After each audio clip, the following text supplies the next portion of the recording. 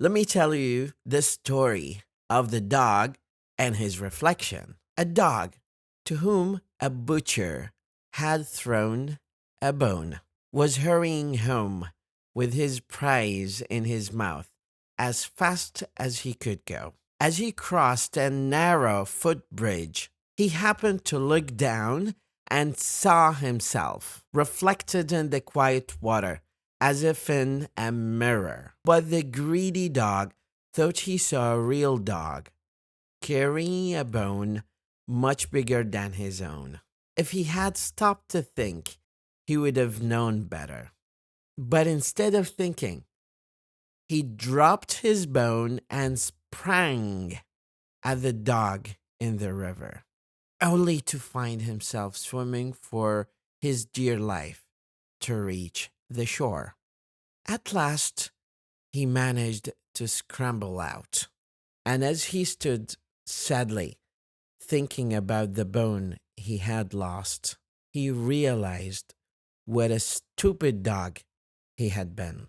The moral lesson of the story: it is very foolish to be greedy. Thank you very much. Good morning. Today, I will tell you the story of the fox and the crow. One bright morning, as the fox was following his sharp nose in search of a bite to eat, he saw a crow on the limb of a tree overhead. This, by no means, was the first crow the fox had ever seen. What caught his attention this time and made him stop for a second look was that the little crow held a bit of cheese in her beak. No need to search any farther, thought sly Master Fox. Here is a dainty bite for my breakfast. Up he trotted to the foot of the tree on which the crow was sitting, and looking up admiringly, he cried, "Good morning, beautiful creature." The crow, her head cocked on one side, watched the fox suspiciously, but she kept her beak tightly closed on the cheese and did not return his greeting. "What a charming creature she is," said the fox. "What a beautiful form and what splendid wings. Such a wonderful bird should have a lovely voice, since everything else about her is so perfect. Could she sing just one song? I know I should hail her the Queen of Birds." Listening to these flattering words, the crow forgot all her suspicions and also her breakfast. She wanted very much to be called the Queen of Birds. So she opened her beak wide open to utter her loudest caw, and down fell the cheese straight to the fox's open mouth. "Thank you," said Master Fox sweetly as he walked off. "Though it is cracked, you have a voice, sure enough. But where are your wits?" The moral lesson of this story, my friends: the flatterer lives on the expense of those who will listen to him or her. Good morning. Let me tell you the story of the ant and the dove. A dove saw an ant fall into a brook. The ant struggled in vain to reach the bank, and in pity the dove dropped a blade of straw close beside it, clinging to it like a shipwrecked sailor to a broken spar. The ant floated safely to the shore. Soon after, the ant saw a man getting ready to kill the dove with a stone. But just as he cast the stone, the ant stung him in the heel, so that the pain made him miss the aim, and the startled dove flew to safety in a distant wood. The moral lesson of this short story, my friends, is Kindness is never wasted, and never waste any moment without being kind to people. That's how human beings are. Thank you very much. مدرب اللغة وليد خالد. Heron turtle. Two neighbors lived next to each other on the shore of Forest Lake. One neighbor was Heron, the other neighbor was Turtle. Hello, Heron, neighbor Turtle would say, floating by in his boat. How are you? I'm fine, thank you, replied Heron. And you? I'm fine, too, said Turtle. They were good neighbors. How Heron and Turtle went for a walk together. One lovely summer morning, neighbor Turtle stopped by his friend Heron's house. Good morning, Heron, said Turtle. It's a beautiful day today. Would you like to go for a walk with me? Yes, said Heron. I love to walk in the morning. We can walk to the meadow, said Turtle. Then to the lake. Sounds good, said Heron. But friend Heron, cried Turtle, you go too fast. Wait for me. Where are you, Turtle? Heron called. I'm here, said Turtle. But friend Heron, you're still walking too fast. I'm sorry, Turtle, said Heron. It's because I have very long legs, and you have very short legs. I'll try to walk slower. But in a moment, Turtle shouted, Hey, Heron, wait up. You're going too fast again. Heron sat down. Turtle, I'm so sorry. You're walking too slow and I'm walking too fast. How can we go for a walk together? It isn't easy, but I have an idea, said Turtle. Come ride with me in my boat. You will have no trouble keeping up. What a good idea, said Heron. I love floating in your boat with you on this beautiful summer morning. Hello, Turtle, said Heron one afternoon. I was just walking by your house and thought how nice it would be to stop by and see you. Come on in, said Turtle to his friend. I'm glad to see you, Heron. That's when Heron wanted to visit Turtle one day.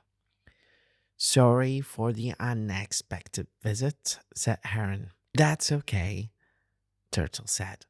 I'll fix a delicious lunch for us. Just wait a second and everything will be ready, Turtle said. Don't go to any trouble, dear Turtle, said Heron. I'm sorry to keep you waiting, said Turtle. I hope you aren't bored. No, not at all, said Heron. I'm almost finished, said Turtle. Just one last footstool. Now everything is ready, Heron, and the two friends sat down to lunch. Perfect, said Heron. I'm so glad you visited me, Heron, said Turtle. I'm glad that I visited you too, Turtle, said Heron. You're a very good friend, thank you, said Turtle. I'll try. How Turtle and Heron were enjoying a summer evening in the lake. One summer evening, Heron and Turtle were sitting on a log by the lake. I love sunset on the lake, said Heron. Me too, said Turtle. I love listening to the choir of frogs on our lake, said Heron. Me too, said Turtle. I love the music of the pond, said Heron. Me too, said Turtle. I love the moon in the sky and the stars mirrored in the water on the lake. And I love beaver's boat floating between the stars and moon mirrored in the water on the lake, said Heron. Me too, said Turtle. Would you like to know what else I love about this beautiful summer evening? Said Turtle. Sure, said Heron. I would love to know. I love enjoying this beautiful summer evening with you, Heron, my best friend, said Turtle. You're my best friend too, Turtle said. You're my best friend too, Turtle, said Heron. And they both watched the moon and the stars reflecting in the lake together and smiled happily. That's Valery Gorbachev. He emigrated from the Ukraine in 1991 with his wife and 2 children. While living in the former Soviet Union, he was beloved illustrator of over 40 children's books, many of which he also wrote. Since his arrival in the United States, Mr. Gorbachev had continued to produce well-loved children's books. He particularly enjoyed the warm and witty exploration of friends and friendship in such books as That's What Friends Are For, The Big Trip, One Rainy Day, and Where Is the Apple Pie? 4 Philomel favorites. Mr. Gorbachev lives with his family in Brooklyn, New York. Good morning. A fox fell into a well, and though it was not very deep, he found that he was not able to get out again. After he had been in the well for a long time, a thirsty goat came by. The goat thought that the fox had gone down to drink, and so the goat asked if the water was good. The finest in the whole country, said the crafty fox. Jump in and try it. There is more than enough for both of us. The thirsty goat immediately jumped in and started to drink. The fox just quickly jumped on the back of the goat and leaped from the tip of the goat's horns out of the well. The foolish goat saw what kind of plight he had got himself into and begged the fox to help him out. But the fox was on his way to the woods. The fox said, "If you had so much sense as you have beard, my old fellow," and he said that as he ran, "you would have been more cautious about finding a way to get out again before you jumped in." The moral lesson of the story: look before you leap. Have a wonderful day. Good morning.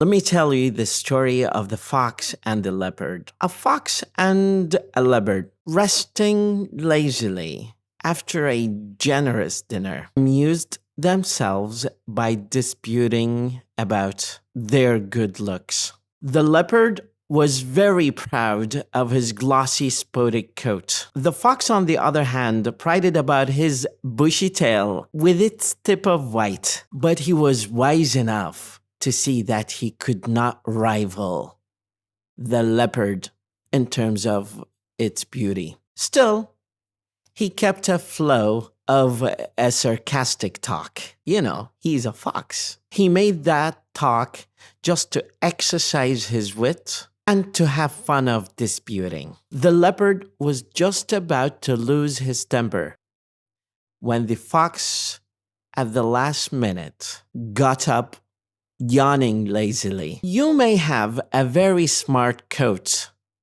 the fox said, "but you would be a great deal better off if you had a little bit more smartness inside your head and less on your ribs, the way I am. That is what I call real beauty." The moral lesson of the story is that a fine coat is not always an indication of a smart and attractive mind.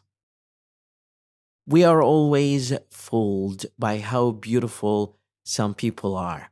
But when we sit with them, when we talk with them, when we give them a penny for thought, sometimes it's really hard to extract a good idea out of their head just because they're empty vessels. So don't be fooled by appearances. Don't be deceived by appearances. And don't judge the book by its cover. Try to always weigh people by their mind and ideas and not by their appearances. Thank you very much. مدرب اللغة وليد خالد. Good morning. I hope you're doing great, my dear friends. A young mouse in search of adventure was running along a bank of a pond where lived a frog. When the frog saw the mouse, he swam to the bank and croaked. The frog said, "Won't you pay me a visit? I can promise you a good time if you do." The mouse did not need much coaxing, for he was so much anxious to see the world and everything in it. But though he could swim a little, he couldn't dare go into the pond without some help. The frog had a plan. He tied the mouse leg to his leg with a tough reed. Then into the pond he jumped, dragging his foolish companion with him. The mouse soon had enough of it and wanted to return back to the shore. But the treacherous frog had other plans. He pulled the mouse down under the water and drowned him. But before he could untie the reed that bound him to the dead mouse, a hawk came sailing over the pond. Seeing the body of a mouse floating on the water, the hawk swooped down, seizing the mouse, and carried it off, with the frog dangling from its leg. Thus, at one swoop, he had both caught meat and fish for his dinner. The moral lesson of this story, my friends: those who seek to harm others often come to harm themselves through their own deceit. Be very open and transparent, because eventually what goes around comes around. مدرب اللغة وليد خالد. Good morning. Let me tell you the dilemma of the orange. Two sisters were fighting over an orange, and each sister insisted that she needed the entire orange and would not settle. Their mother, tired of bickering, decided to step in. She asked each sister why she needed the orange. The first sister said, "I needed the orange because I am very thirsty and want to drink its juice." The second sister said, "I need the orange because I need the zest of its peel to bake a cake." Realizing that the two sisters had different reasons for wanting the orange, the mother came up with a solution. She carefully peeled the orange, giving the zest for the second sister for her cake, and handed the peeled orange to the first sister so she could have the juice. Both sisters were happy and the conflict was resolved. The mother insights into true need of each daughter allowed her to find a solution that satisfied both of them. The moral lesson of this story is that people have to find a win-win situation where they dig deep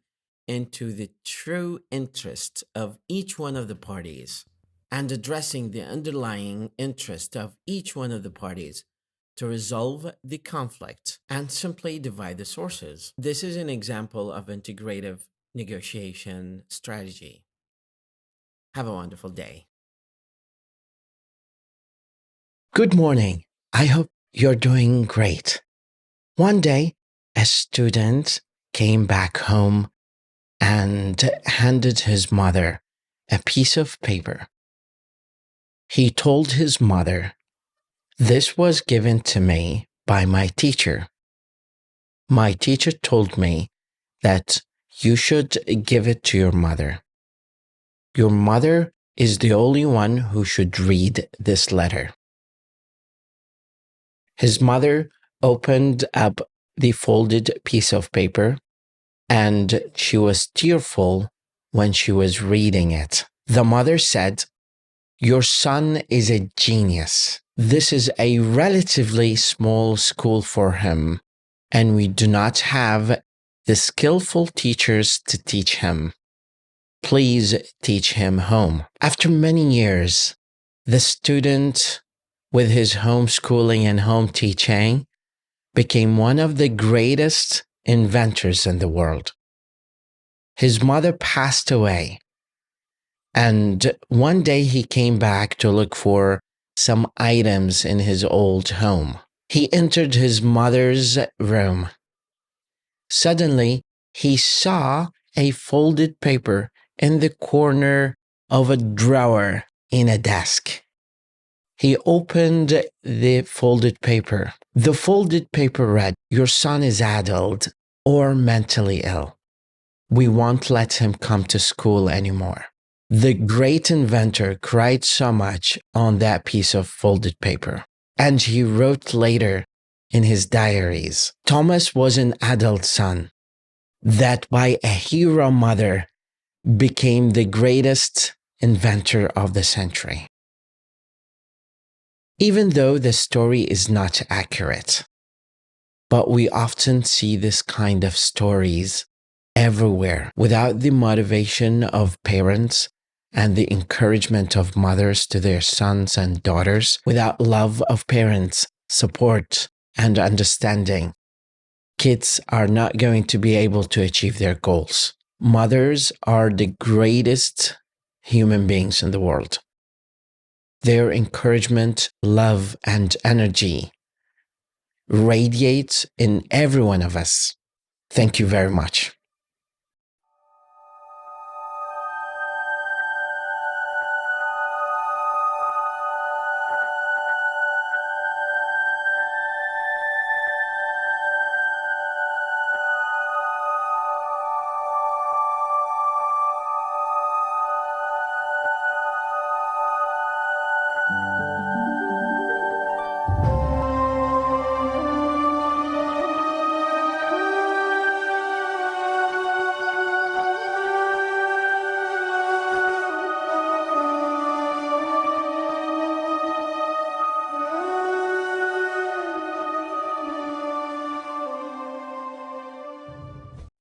Good morning. At a local university, there were 4 students who were taking an organic chemistry exam. They were doing great in the midterm and the lab and the quizzes of every one of the weeks. These 4 students were so confident that on the weekend of the final test, they decided to go out of town to party with other friends that they had. The party was so good that they were really tired, came late, and overslept, that they missed the final exam. They came on the next day to campus. They decided to find their professor and explain to him what happened. They told their professor they decided to leave the town for a short party, but unfortunately, upon their return, they had a flat tire, and there was no one accessible to help them with that flat tire. So they had to push the car back to campus. That took them some time, and they missed the final test. Upon some negotiations, the professor thought it over and agreed to make it up for them with another exam.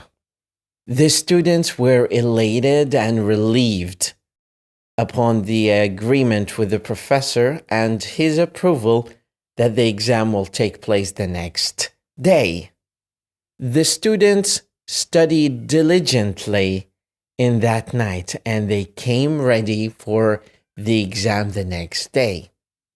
The professor placed each one of them in a separate room and handed them a test booklet.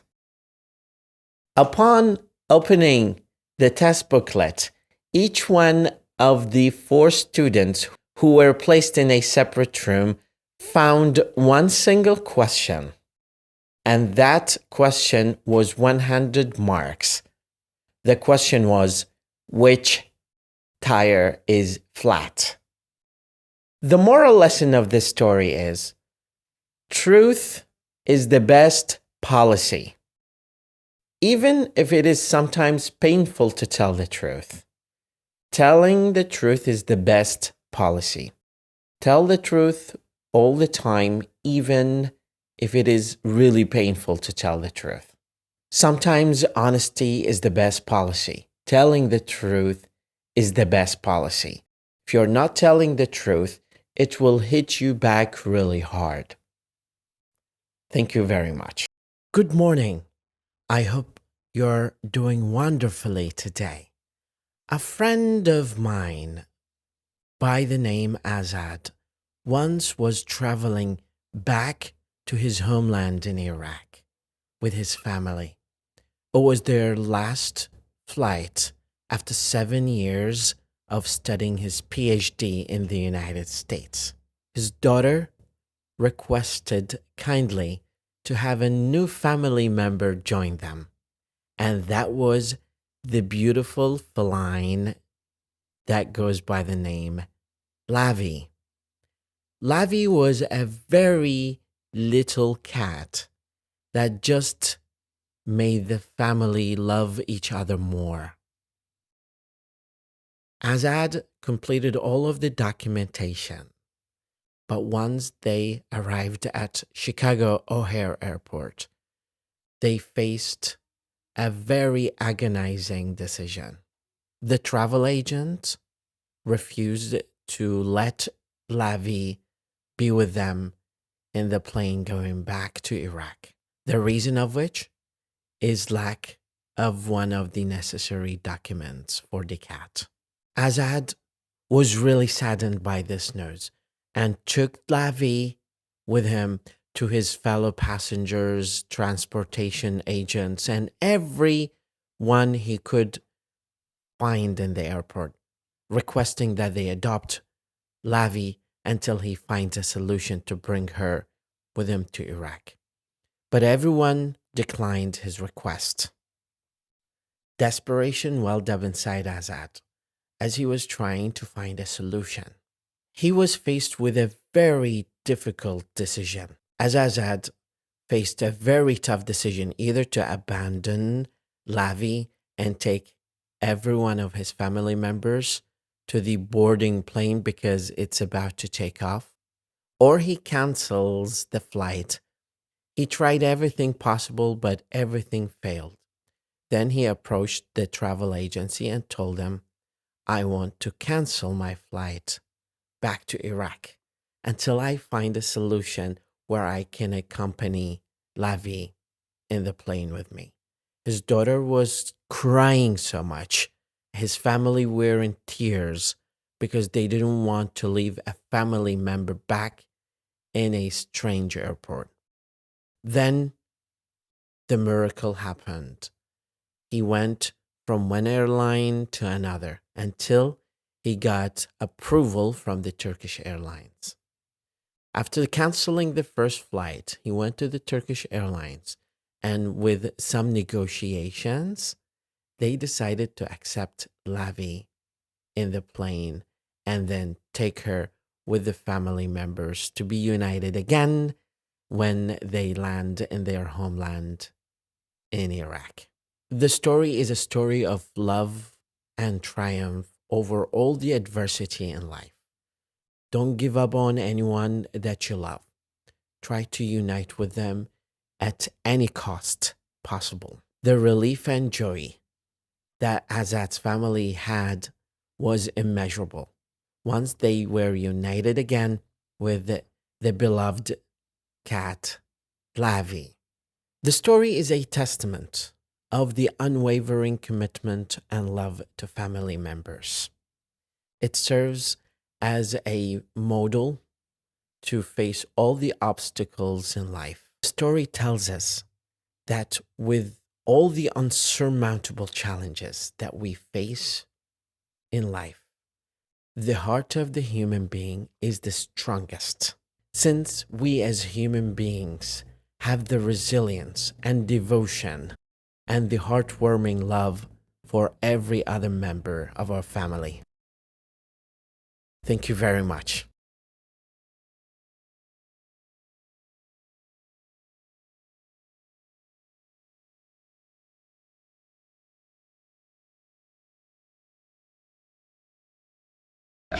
اكو شخص نايم هنا فراح شويه ازعجه. ويكي. Hey, wake up. Sleepy girl.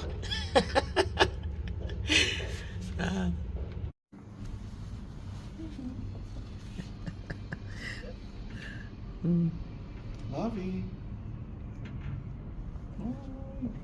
لا سهل كل شيء قد مرة. Sleepy.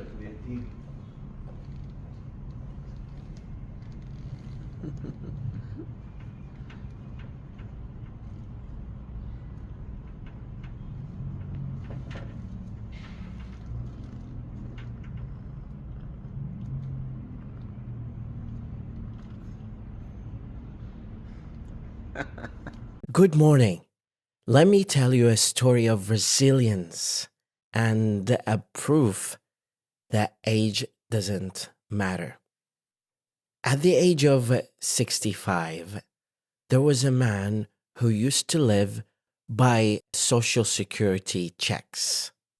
He lived in a tiny house and was driving a very distressed car.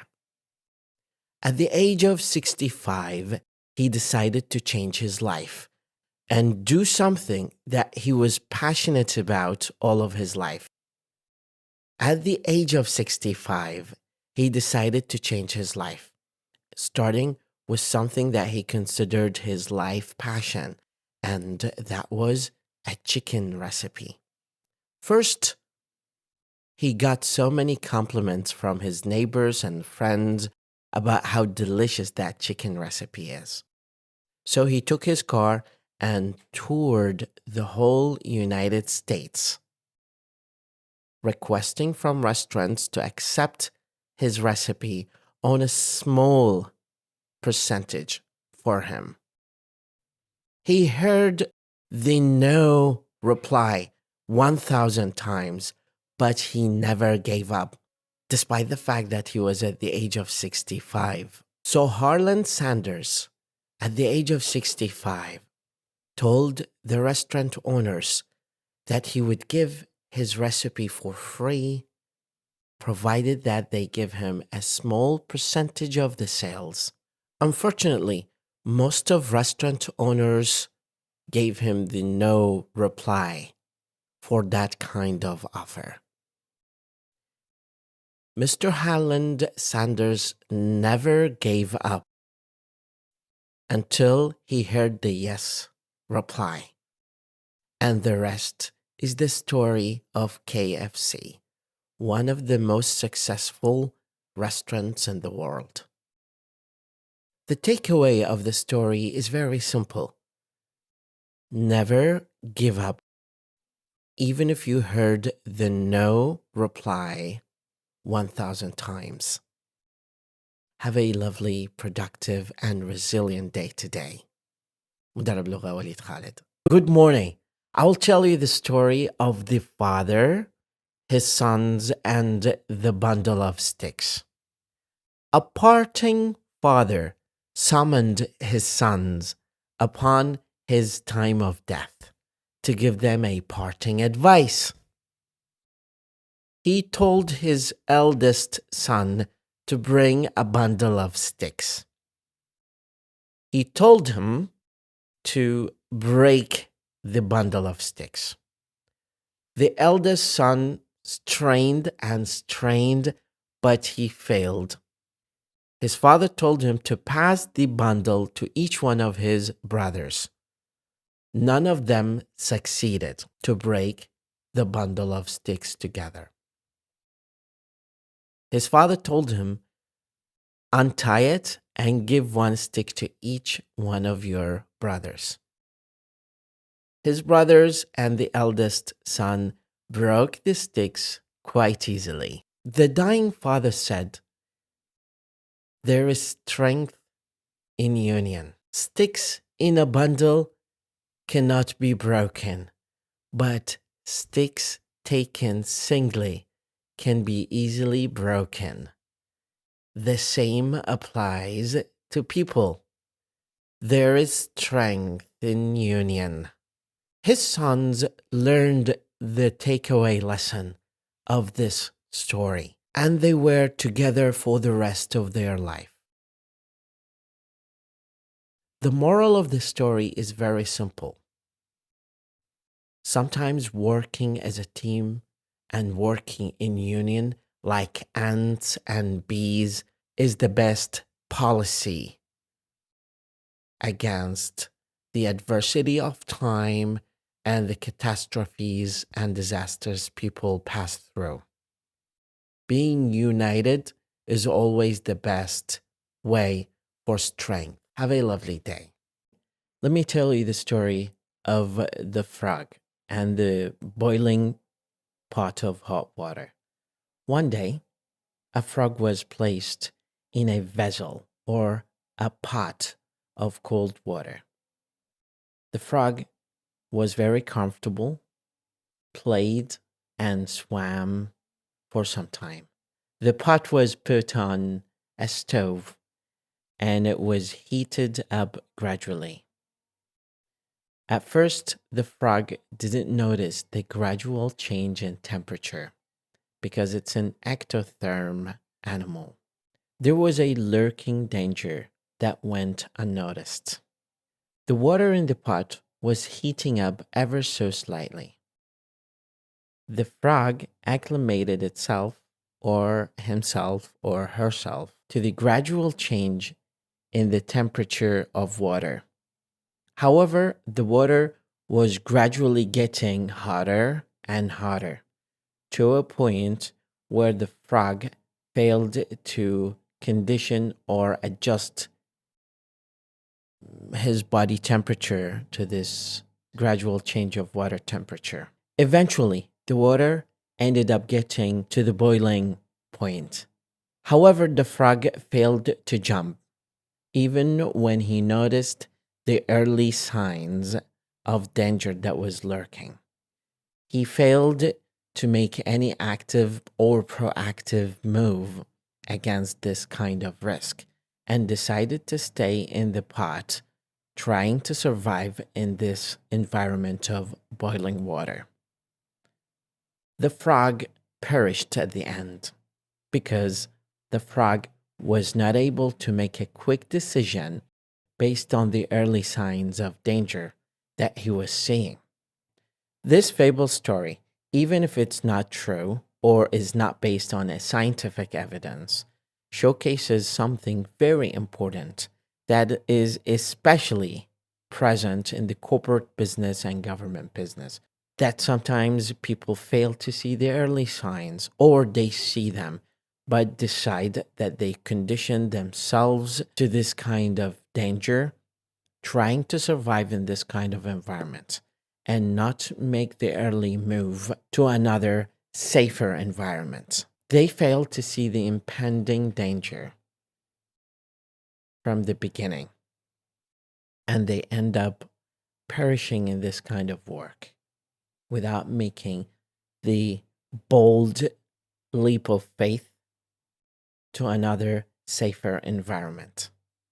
The moral lesson of the story is the importance of staying vigilant, aware of the surroundings, and noticing the early signs of danger that is lurking in our work environment.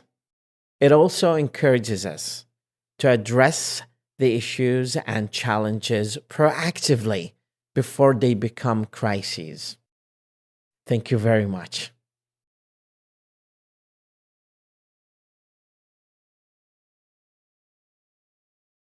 Hello.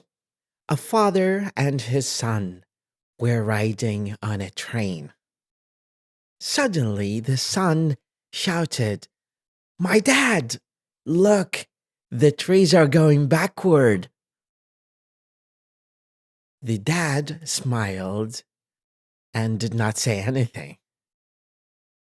Few minutes pass, then the son shouts again, "Dad, look at the clouds. They are chasing us."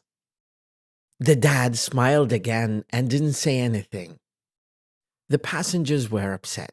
One of the passengers came to the dad and whispered in his ear, "Why don't you take your son to a specialist or a doctor?"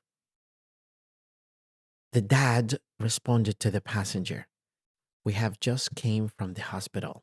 My son was blind, and now he sees. The moral lesson of this story: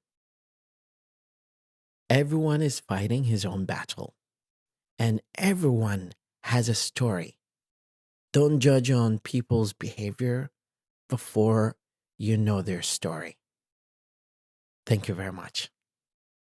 Once upon a time, a wolf was lapping water from a spring on a hillside. While he was lapping the water, he saw a lamb down the hill.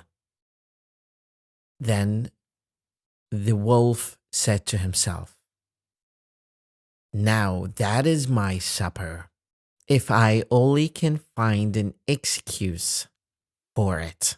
The wolf called out, saying, "How dare you muddle the water from which I drink?" The lamb said, "My master, I am sorry, but I am down the hill and the water is coming down from you to me."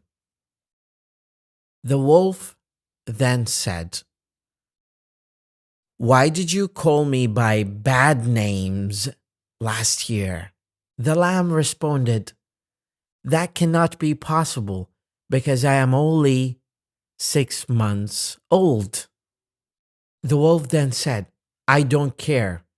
If it was not you, it was your father." The wolf ran down the hill and ate the lamb. Before the lamb dies, he gasped out, "Any excuse will serve a tyrant."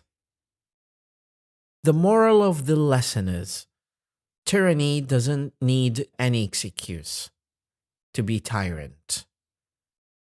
Sometimes they come up with any excuse to kill people, to torture people, and to show their dominance and control over people in an unjust and unfair way. Thank you very much. Long time ago, there lived a man named Adam and a woman named Eve. They were the first people created by God. When God created them, He told them to eat anything they love in this garden except for that tree. They were happy with each other. However, by the course of time, the devil convinced Adam to try and eat from that forbidden tree. They ate from the tree and they realized that they became naked.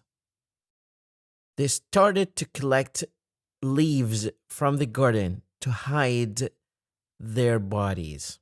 God had known about this disobedience, and He told them to leave the garden.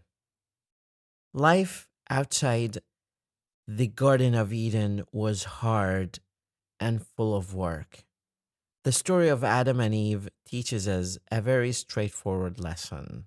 Obey rules and don't be disobedient, especially if you're told by the creator of universe. Obey rules and follow instructions, especially if it is coming from God, or you'll face consequences that you have never thought about before.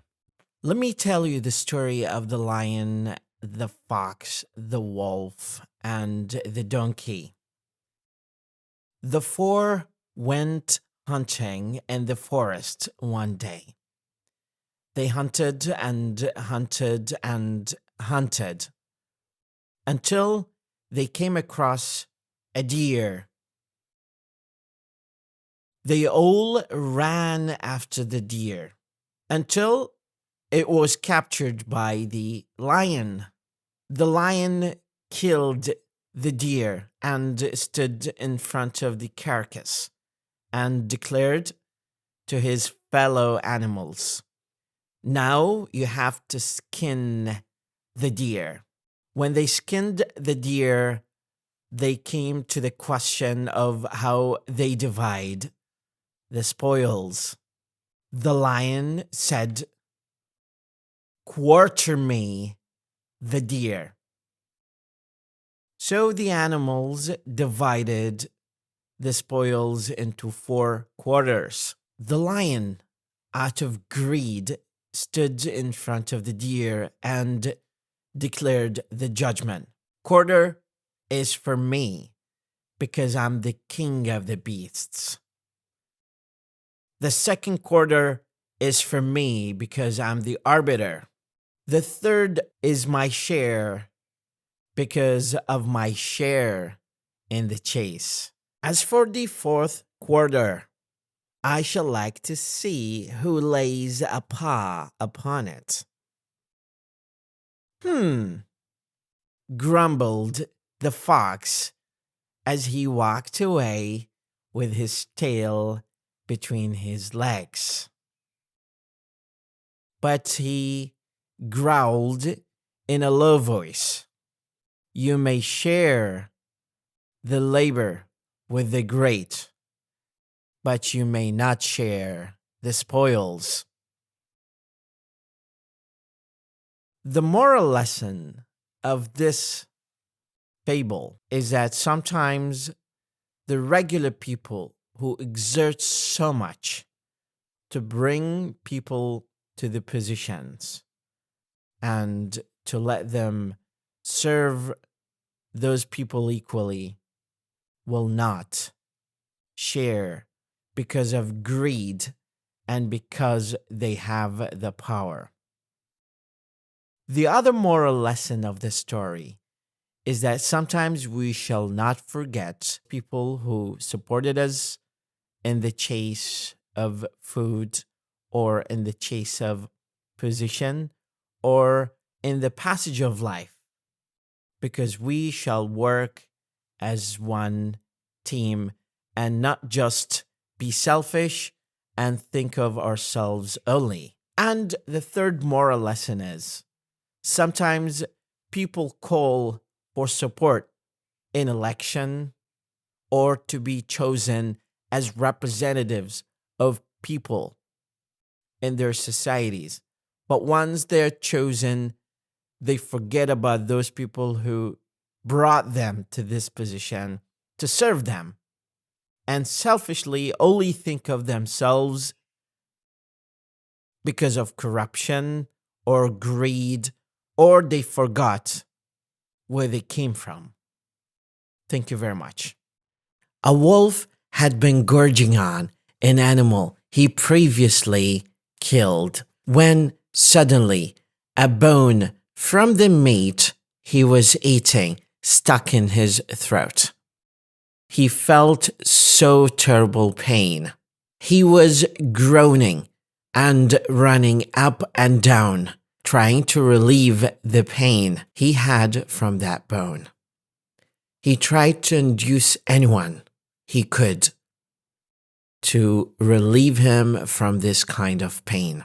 He was shouting, "I would give anything for anyone who could relieve me from this kind of pain," until eventually a crane decided to help him. Then the crane told the wolf to lie on his side and open his jaws as wide as possible. She put her long neck deep into the wolf's mouth, and with her beak, she could loosen the bone and relieve the pain. "Now," the crane said, "Sir, where is my reward?"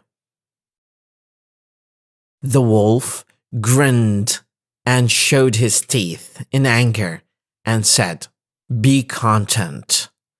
You have put your neck in a wolf's mouth, and you took it out in safety. That should be enough reward for you." The crane felt really sad and walked away. The moral lesson of this story is greed and gratitude go not together. Have a lovely evening or lovely morning. مدرب لغة وليد خالد.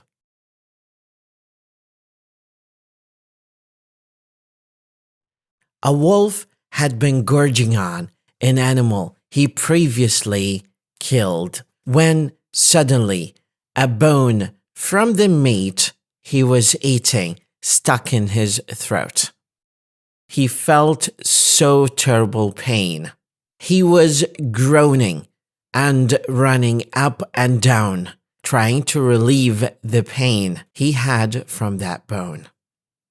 He tried to induce anyone he could to relieve him from this kind of pain. He was shouting, "I would give anything for anyone who could relieve me from this kind of pain," until eventually a crane decided to help him. Then the crane told the wolf to lie on his side and open his jaws as wide as possible. She put her long neck deep into the wolf's mouth, and with her beak, she could loosen the bone and relieve the pain. "Now," the crane said, "Sir, where is my reward?"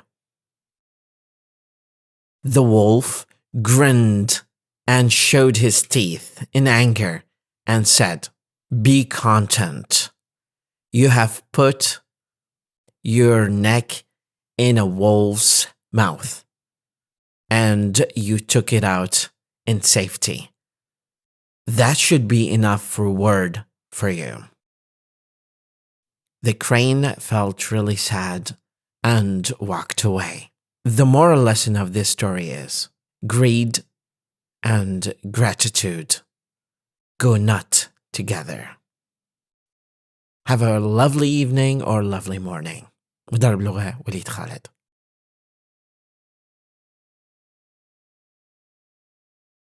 The Town Mouse and the Country Mouse. A town mouse once visited a relative who lived in the country. For lunch, the town country mouse served wheat stalks, roots, and acorns, with a dash of cold water for drink. The town mouse ate very sparingly, nibbling a little of this and a little of that, and by her manner making it very plain that she ate this simple food only to be polite. After the meal, the friends had a long talk, or rather, the town mouse talked about her life in the city, while the country mouse listened. They then went to bed in a cozy nest and slept in quiet and comfort until morning. In her sleep, the country mouse dreamed that she was a town mouse with all the luxuries and delights of a city life that her friend had described for her. So the next day, when the town mouse asked the country mouse to go home with her to the city, she gladly said yes.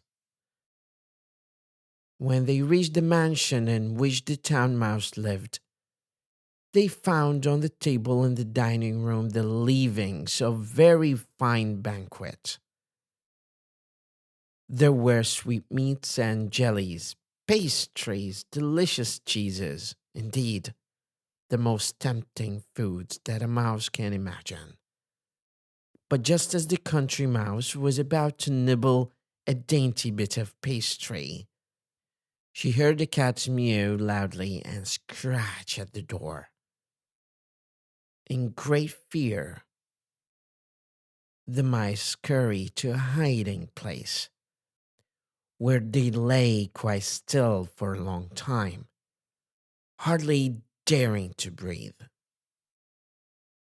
When at last they ventured back to the feast, the door opened suddenly, and in came the servants to clear the table, followed by the house dog. The country mouse stopped in the town mouse den only long enough to pick up her carpet bag and umbrella. "You may have the luxuries and dainties that I have not," she said as she hurried away. "But I prefer my plain food and simple life in the country with the peace and security that go with it. Poverty with security is better than plenty in the midst of fear and uncertainty." مدرب اللغة وليد خالد. An ox came to a reedy pool to drink water. As he splashed heavily into the water, he crushed a young frog into the mud. The old frog soon missed the young frog and asked his brothers what had become of him. "A huge monster stepped on our brother with one of his giant feet.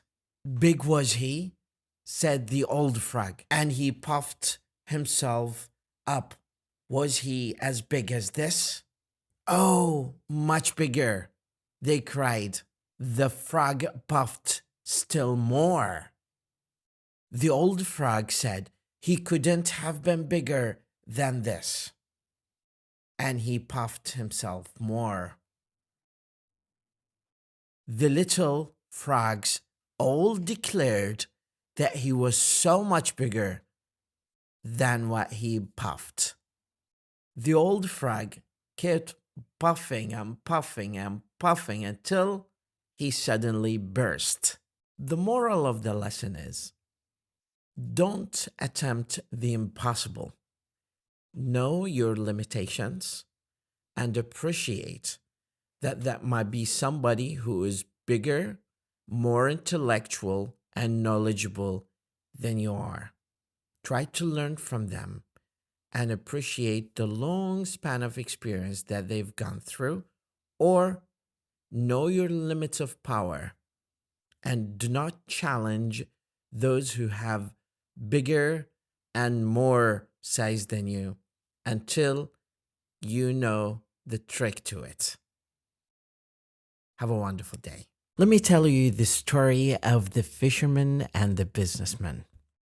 One day, a businessman was so stressed out that he walked to the beach to have some relaxing time. He saw a fisherman approaching the beach in his boat. He walked to him and said, "How long does it take you to get that amount of big fish you have?" The fisherman said, "Not that long. I usually spend a few minutes, get that amount of fish, and return back home." The businessman said, "I have a PhD in business management, and I have a curious question. Why don't you stay longer time to catch more fish?" "More?" The fisherman said, "I think that is enough for me and for my family to feed us for the day." The businessman was not satisfied. He lowered his hat. "Then what do you do with the rest of your day?" The fisherman smiled and replied, "Once I get this amount of fish, I return back to my family, I play with my kids, and I rest in the afternoon. Actually, I take a nap. And in the evening, I walk to the town to see my friends, listen to some music, or read a book and visit my neighbors." The businessman said, "But you're still young. You can catch more fish and sell it and make more money out of it." The fisherman said, "And what would I do with that?" The businessman was a little bit agitated and said, "So that you can hire more people, buy new nylon nets, catch more fish and sell them, and create your own company, make your production line, and then move with your family to the city where you can have your own company, relax, and retire early." The fisherman said, "And what would I get out of that?" The businessman was surprised and agitated at the same time. Then you can be richer and richer, so you don't have to work anymore. And you wouldn't care about what is going on in the world. You will spend most of the day relaxing here and doing nothing but fishing. The fisherman said, "What do you think I'm doing right now?" The moral lesson of the story: be content. Stress is always a choice. There is always joy in peace and simplicity. Don't complicate your life, wasting your time making and amassing money, but default to simplicity, relax, and spend the best quality time with your family. Have a wonderful day. Belling the cat. The mice once called a meeting to decide on a plan to free themselves of their enemy, the cat. At least they wished to find some way of knowing when she was coming, so they might have time to run away. Indeed, something had to be done, for they lived in such constant fear of her claws that they hardly dared stir from their dens by night or day. Many plans were discussed, but none of them was thought good enough. At last, a very young mouse got up and said, "I have a plan that seems very simple, but I know it will be successful. All we have to do is to hang a bell about the cat's neck. When we hear the bell ringing, we will know immediately that our enemy is coming." All the mice were much surprised that they had not thought of such a plan before. But in the midst of the rejoicing over their good fortune, an old mouse arose and said, "I will say that the plan of the young mouse is very good. But let me ask one question. Who will bell the cat?" It's one thing to say that something should be done, but quite a different matter to do it. A professor came to class and wrote on the whiteboard, "A woman without her man is nothing." And he left the sentence without any punctuation. All of the male students in the class punctuated the sentence as "a woman without her man is nothing," according to some of their understanding of what it meant originally. On the other side, women punctuated the sentence as "a woman without her man is nothing." There are many moral lessons to this story. One of them is punctuation is powerful. Sometimes we misread messages sent to us because we do not understand what the other person's intended message is, or because we understand things from our own perspectives. The other moral lesson of the story is don't judge before you understand the other perspectives. There might be intended messages embedded in each one of the sentences and in each one of the intentions that we do have. So if people do things in ways that do not make sense to you, don't judge them quickly and wait patiently, understand why they did that, and then make your judgment. Let me tell you the story of the plane tree and the travelers. There were two travelers who were walking in the noonday sun. They sought the wide spreading shade of a tree. As they approached the tree, they lay under the widespreading leaves of this tree. They realized that it was a plain tree. One of the travelers told his friend, "What a useless is the plain tree. It bears no fruit, and it only serves to litter the ground with leaves." Suddenly, a voice came out of the tree. "Ungrateful creatures. How dare you? You lie here in my cooling shade, and yet you say I'm useless."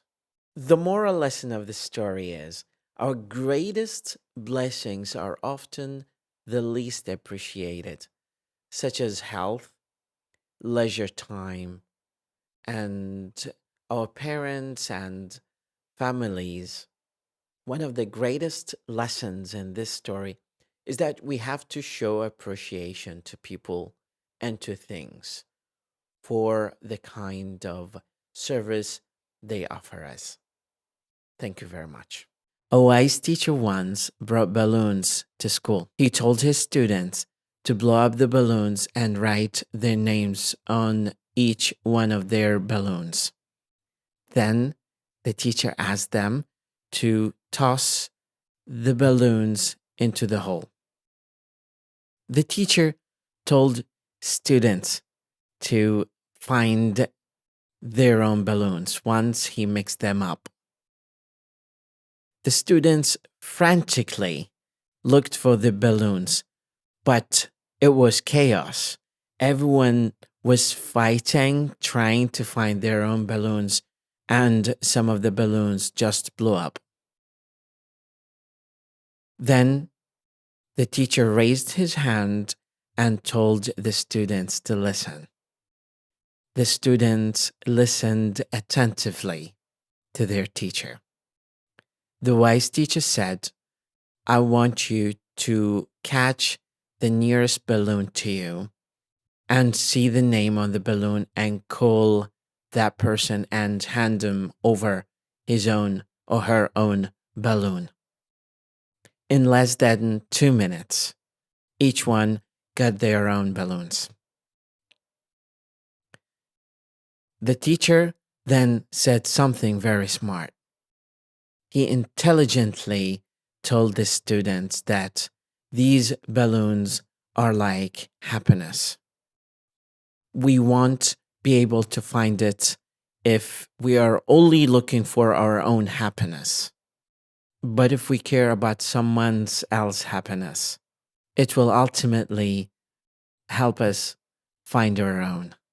There are some studies that showcase that the amount of happiness that you gain from helping other people is outweighing the amount of happiness that you get when you purchase something or when you have something in your own possession.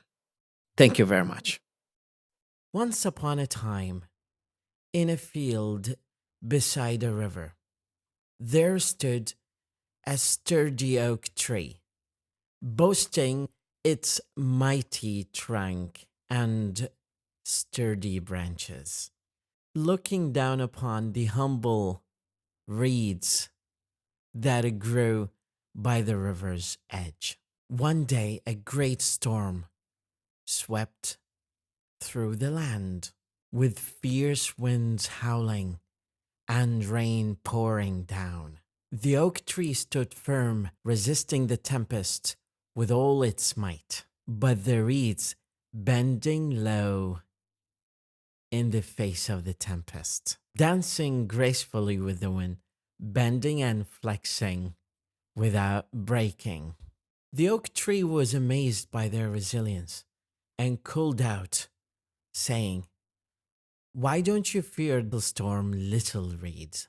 How can you stand so calmly while I, the mighty oak tree, tremble with every gust of the wind?" The reeds replied calmly, "You're Strength lies in your rigidity, but our strength lies in our flexibility. While you resist the storm, we bend with it, yielding without harm. So, your pride might be your downfall, but our humility ensures our survival. Later, a great hurricane rushed from the north that made the oak tree fall among the reeds, torn up by its roots. The mighty oak tree learned a valuable lesson from the humble reeds.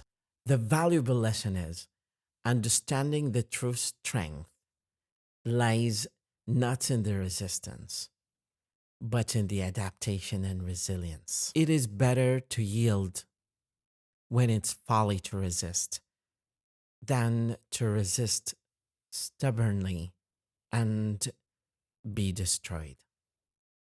مدرب اللغة وليد خالد.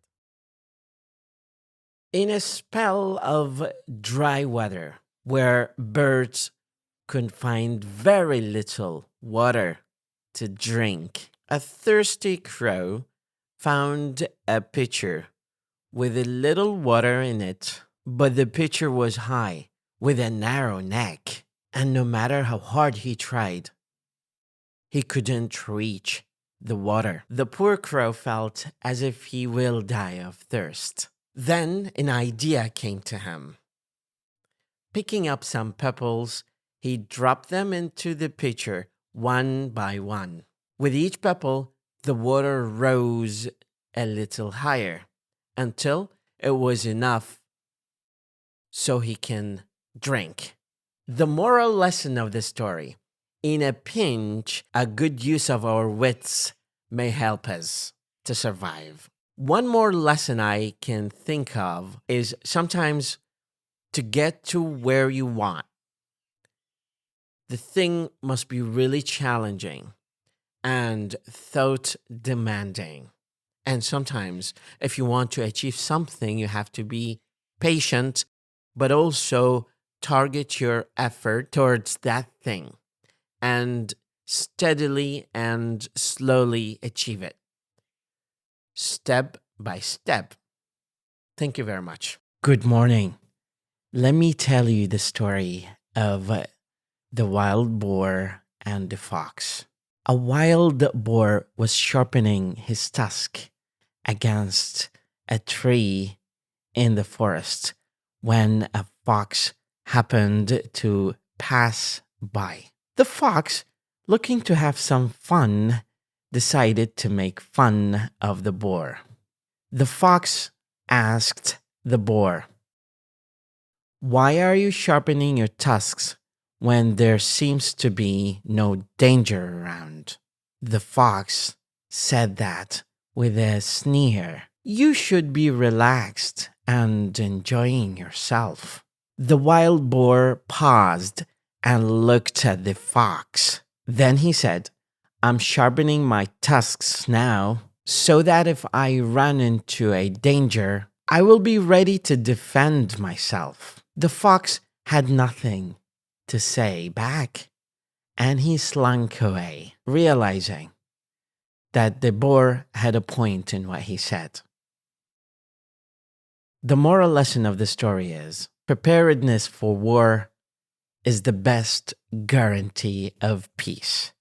Again, preparedness for war is the best guarantee of peace. I do think that there are so many lessons that we can deduct from this Aesop's fable. One of them is planning. I see this generation lacking enough planning for what comes ahead. They need to see the objectives. They need to realize these objectives so that they render them achievable. Without planning, there's so much to waste. Failing to plan is planning to fail. So being prepared, sketching up your schedule, filling it up with tasks and goals will give you the real potential to achieve these goals, or at least make them realizable in your mind. If you can imagine it, you can do it. Have a wonderful day and peaceful day. Two goats were playfully hopping on a rocky slope of a mountain's valley when they met on opposite sides of a deep chasm.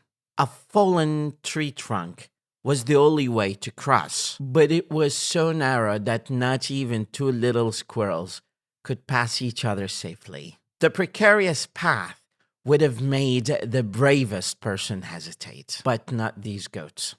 Their pride wouldn't allow neither of them to step aside. One goat set her step on the log, and the other did the same. They met in the middle, horn to horn, and neither would back down. And as a result, they both fell, and they were swept by the raging torrent below. The moral lesson of the story: it is better to give way than to suffer misfortune from stubbornness. People always resist change. People always are selfish. They don't give the chance to the other person to take his share or to participate. And sometimes the other person meets the first with the same kind of mindset. And that is a big misfortune and loss for both parties. Thank you very much. Once upon a time, in a quiet pond surrounded by reeds and greenery, there lived a heron. The heron was a proud bird with long legs and sharp beak that made it easy for him to catch any fish he wanted. Every day, the heron would stand still in the shallow water, waiting patiently for its prey to come and to be hunted. One day, the heron was waiting patiently in the shallow water when a small fish swam past. The heron quickly seized it with its beak, but upon close inspection, the heron realized that the fish was too small for him to eat, and he threw it away. He released the fish back into the pond, thinking that a larger, more satisfying fish would soon come his way. As the day went, the heron continued to wait. Another fish swam by, and it was a bit bigger than the previous one, satisfy the heron's appetite. And once again, the heron released the fish into the water, thinking that another bigger one would soon come on his way, and he thought that confidently. The sun began to set, and the heron was growing increasingly hungry. Finally, a larger fish came, and it was the biggest one he had seen that day. Excitedly, the heron prepared to strike. The fish slipped through his beak and disappeared into the murky water. The heron, disappointed and hungry, realizing that its day of waiting and searching for the perfect meal had left him with nothing to eat. The moral lesson, my friends: do not be too hard to suit, or you may have to be content with the worst or nothing at all. Let me tell you the story of the fox and the stork. The fox one day thought of a plan to amuse himself at the expense of the stork, at whose odd appearance was always laughing. "You must come and dine with me tonight," he said to the stork, smiling at the trick he was going to play. The stork gladly accepted the invitation and arrived in good time and with a good appetite. For dinner, the fox served soup, and the only thing the stork could do was to whet his beak. Not a drop of soup could he get, but the fox lapped it up easily. And to increase the disappointment of the stork, he made a show of his enjoyment. The hungry stork was much displeased at the trick, but was calm and even-tempered, and so no good of flying into a rage. Instead, not long afterward, he invited the fox to dine with him in turn. The fox arrived promptly at the time that had been set, and the stork served a fish dinner that had a very appetizing smell. But it was served in a long jar that had a very narrow neck. The stork could easily get at the food with his long beak, but all the fox could do was to lick the outside of the jar and sniff at the delicious odor. And when the fox lost his temper, the stork calmly said, "Do not play tricks on your neighbors unless you can stand them yourself." The moral of the lesson: treat people well so you are treated well. There is no point of making fun or bullying people. Everyone to his own. Everyone should be treated nicely, kindly, and politely. Have a wonderful day. In the heart of the forest, a stag drank from a clear and still pond. As he bent his head, he saw his reflection in the water. His majestic antlers sparkled in the sunlight, casting shimmering patterns on the pond's surface. "How magnificent my antlers are!"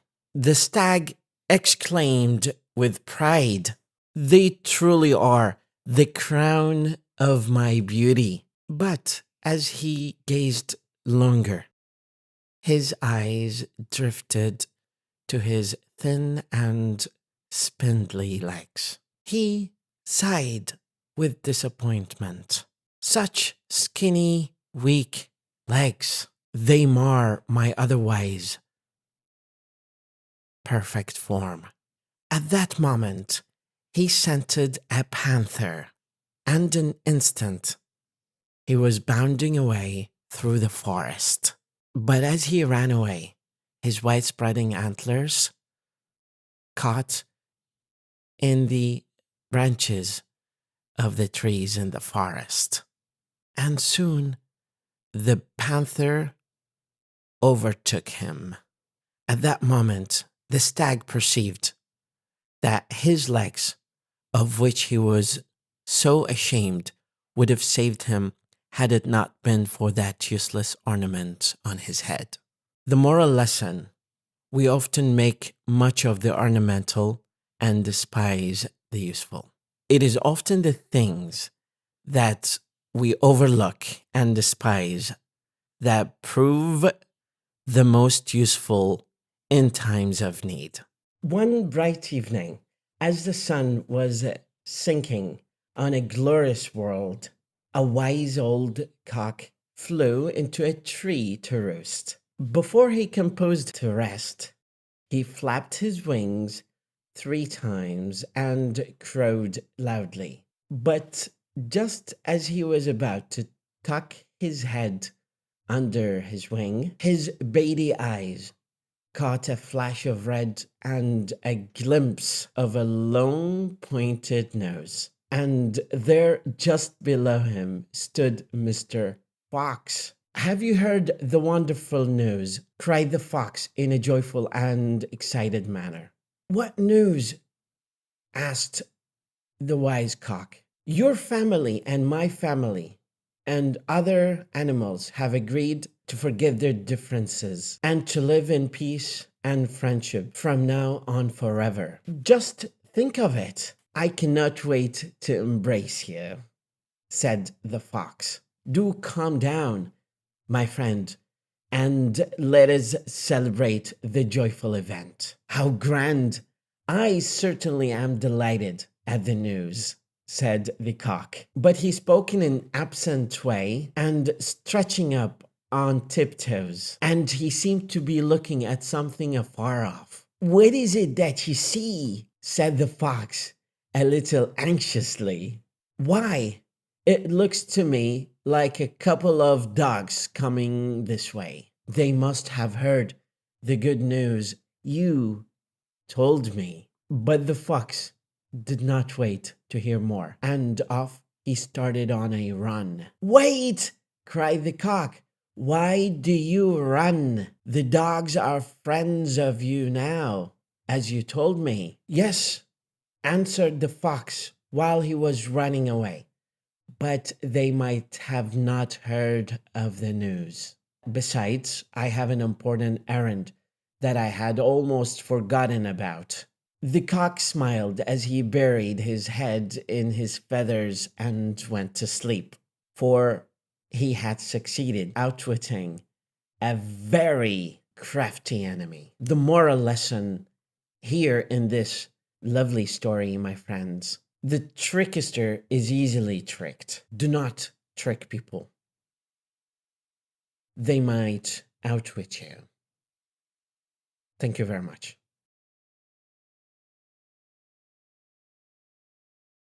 Can you hear me? If you can hear me, I want you to listen to me while I'm reading this story.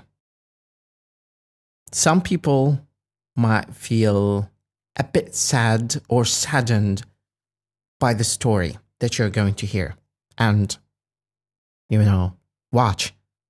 But the story is so amazing. It's written in a way that carries so much meaning. This story is not relevant to the series of podcast stories that I post before. This is an independent story, and I want to share it with you because it carries so much meaning about the value of dad. I'll be reading the story, and I want you to listen carefully to the narration of the story and probably learn some vocabulary from the story. Let's get started. From Irma About Her Dad by Irma Bombeck. She's an American humorist. When I was a kid, a father was like the light in a refrigerator. Every house had one, but nobody knew what either of them did once the door was shut. My dad left the house every morning and always seemed glad to see everyone at night. He opened the jar of pickles when nobody else could. He was the only one in the house who wasn't afraid to go to the basement by himself. He cut himself shaving, but no one kissed it or got excited about it. He took a lot of pictures, but was never in them. It was understood whenever it rained, he got the car and brought it around to the door. When anyone was sick, he got the prescription filled. He set mouse traps after letting us place the cheese. He cut back the roses so the thorns wouldn't clip you when you came to the front door. When I got a bike, he ran alongside me for at least 1,000 miles until I got the hang of it. I was afraid of everyone else's father, but not my own. Once I made him tea. It was only sugar water, but he sat on the small chair and said it was delicious. Whenever I played house, the mother doll had a lot to do. I never knew what to do with the daddy doll, so I had him say, "I'm going off to work now," and threw him under the bed. When I was 9 years old, my father didn't get up one morning and go to work. He went to the hospital and died the next day. I went to my room and felt under my bed for the daddy doll. When I found him, I dusted him off and put him on my bed. He never did anything. I didn't know his leaving would hurt so much. I still don't know why. Thank you very much. Some time ago, a man punished his daughter for wasting a roll of gold wrapping paper. Money was tight, and he became so infuriated when the child was trying to wrap a gift to him at the Christmas time. Nevertheless, the little girl brought the gift to her dad, and she said, "This is for you." The man was really embarrassed by his overreaction the other day and hugged her. But he became so angry again when he couldn't find anything in the box. So he told his daughter, "Don't you know that when you give somebody a present, there is supposed to be something inside?" The little girl looked up at him in tears and she cried, "Oh, Daddy, it's not empty at all. I blew kisses into the box. They're all for you." Her dad was crushed because of what she said, and he hugged her again in tears. Only a short time later, an accident took the life of that little girl. Her dad later kept the box by his bed, and every time he feels discouraged or crushed by life circumstances, he opens that box and takes an imaginary kiss from the box. The moral of the story is that we have to always appreciate what other people give us, no matter how valueless they are. We have to appreciate these kind of gifts because they are symbolic and they just represent their appreciation of us being in their life. And love is not conditional, especially from a daughter to her father, which is the most precious gift in this world. Have a wonderful day.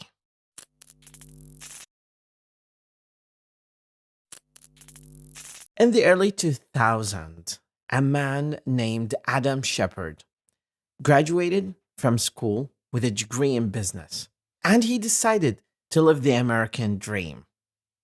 And to test that, he decided to travel from Raleigh in North Carolina to South Carolina to a city called Charleston with only $25 in his pocket. He had to save for a year, had to work really hard work, saved money, and also had to live in shelters. You know, this is the kind of thing that a lot of people work because they just want to come up with something that is transformative in their life. But his goal was to determine whether people can succeed even if they don't have anything in their pockets. He was homeless for many months and he had to work multiple jobs until he was able to save about $5,000 and rent an apartment. Adam chronicled that in a book that was entitled Scratch Beginnings. And this book later became a bestseller. Adam's story highlights the importance of hard work and determination and the sustainability of something that you want to achieve in your life without just focusing on doing something really intense for a short period of time. If you want to do something and you want to be successful, that might take some time. Growth takes time. The moral lesson of the story that I am telling you right now is that success might not be determined by only circumstances that we see on the society level or the circumstances that we were born into. Maybe sometimes success is determined by your attitude and the social network of people you live with and the way you can change and adapt to new attitudes and new mindsets. People might not be able to change the way they are individually speaking, or they might not be able to change their personality, but they can update their mindset. His story is a reminder that with the right mindset and determination, people can achieve so many things in their life and overcome all the obstacles that they might assume that there are and achieve their dreams. Have a wonderful day.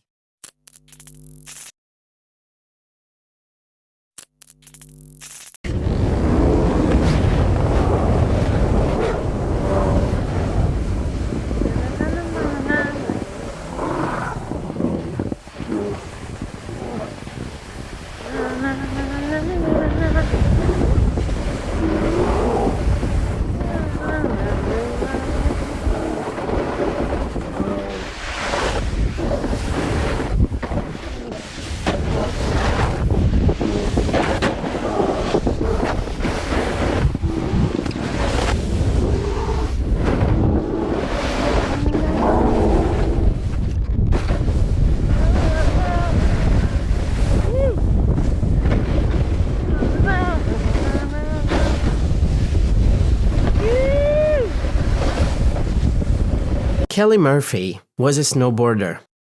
She didn't realize one day while she was snowboarding that there was a bear running after her, looking for food. When she was snowboarding down the hill, the bear ran after her. She didn't know that the bear was running after her. The bear represents in this story the fear that some of us have. Fear can be paralyzing. Had she stopped and looked at the noise behind her, the bear could have devoured her because the bear was hungry. The moral of the lesson is fear can be devastating. If we look back, we can never move forward. So the only way to move forward is to never look back. Keep grinding and keep pushing forward and keep moving forward. If you only look back for 1 second, that fear that you have deep inside you for anything in your life can get you to a point that it will paralyze you and it will not make you move forward in your life. Be optimistic. Try to cheer up and chin up and move forward and never look back. That is the only way that you can be successful. Thank you very much. Good morning or good afternoon. The famous Brazilian author and writer Paulo Coelho published a story. There was a man reading a newspaper. His son did not stop pestering and annoying him and harassing him. The man felt really interrupted by his son's behavior. So he tore off a piece of newspaper that contained the map of the world and gave it to his son, thinking that he will spend some time playing around that map to piece it back together. 15 minutes didn't pass until the son returned with the map of the world pieced together. The father was really astonished and asked his son, "Did your mother teach you geography?"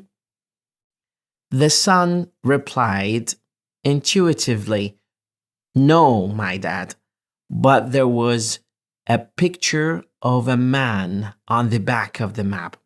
When I reconstructed the man, I reconstructed the world." Even though that the son's response was spontaneous, but it had so many deep meanings that when we reconstruct the man and build the real generation of children, we can build the world and piece it and reconstruct it together. Thank you very much. Hello and welcome back. Once upon a time, there was an old man who lived at the foot of big two mountains. These two mountains were blocking this old man from reaching to his work. One day he decided that he's going to remove the two mountains with his bare hands. He told that to his village. Everyone in his village was laughing at him. In the beginning, they could not believe that an old man will remove two mountains. He started working every day with his bare hands. When his two sons saw him working hard, they decided to join his work. So a day by day, a week by week, a month by month, and a year by year, they kept working persistently. And then after many years of persistence and determination, with the help of his two sons, he was finally successful to remove the mountains and proceed to his work. The moral of the story is, with determination, persistence, and hard work, one can overcome the hardest and greatest of obstacles out there. And the story also tells us the importance of working collaboratively to achieve one important goal, no matter how daunting the task will be. Have a wonderful day. Jesus, peace be upon him, was brought a woman by a group of men. They told him she committed adultery, and you should stone her. Jesus stood and looked at them and said, whichever one of you has committed no sin may throw the first stone at her. They looked at each other and withdrew one after another, because they realized that every one of them has many sins, and so do we. Don't judge on people on bad things that they may commit, because every one of us may sin and make mistakes. Don't be extremely judgmental, because you don't know the circumstances of people. Try to be tolerant, patient, and peacemaker. Have a wonderful day or evening. In 1900, a man named Yerkes was a prominent psychological researcher. He was interested in studying the intelligence of a human being. One day, he came across a chimpanzee named Chim, who was living in New York City Zoo. Yerkes was really interested in studying human intelligence. Yerkes decided to conduct a series of experiments on Chim to see the similarities and differences between chimpanzees' intelligence compared to that one of a human intelligence. Much to Yerkes' surprise, Chim performed extremely well in all the kind of tests that were conducted on this chimpanzee, demonstrating really high level of intelligence and problem solving. After conducting these experiments on Chim, Yerkes returned Chim to New York City Zoo and continued his experiments on human subjects. But he couldn't shake his memory of why Chim performed that well in these tests. After longitudinal period of study and research, Yerkes realized that Chim's performance was due to the environment that Chim was raised in. He realized that Chim's performance was due to the environment that Chim was raised in, that fostered and encouraged exploration, experimentation, and problem solving. Yerkes concluded from these experiments that if human beings were raised in similar environments that encourage creativity and fostering discovery and experimentation, they would perform and have great feats of intelligence and problem solving. These enriched environments can help a human being achieve great feats of intelligence. And later, they became the insights to educational psychology, which emphasized the importance of giving students opportunities for self-discovery, exploration, problem-solving, and experimentations. The moral lesson of Chimpanzee Story is that environment is a critical component of fostering experimentation, self-discovery, and critical thinking. By creating supportive and encouraging environment for students and for people in general that encourages curiosity and discovery and exploration, we can help people achieve great things and get to their full potential.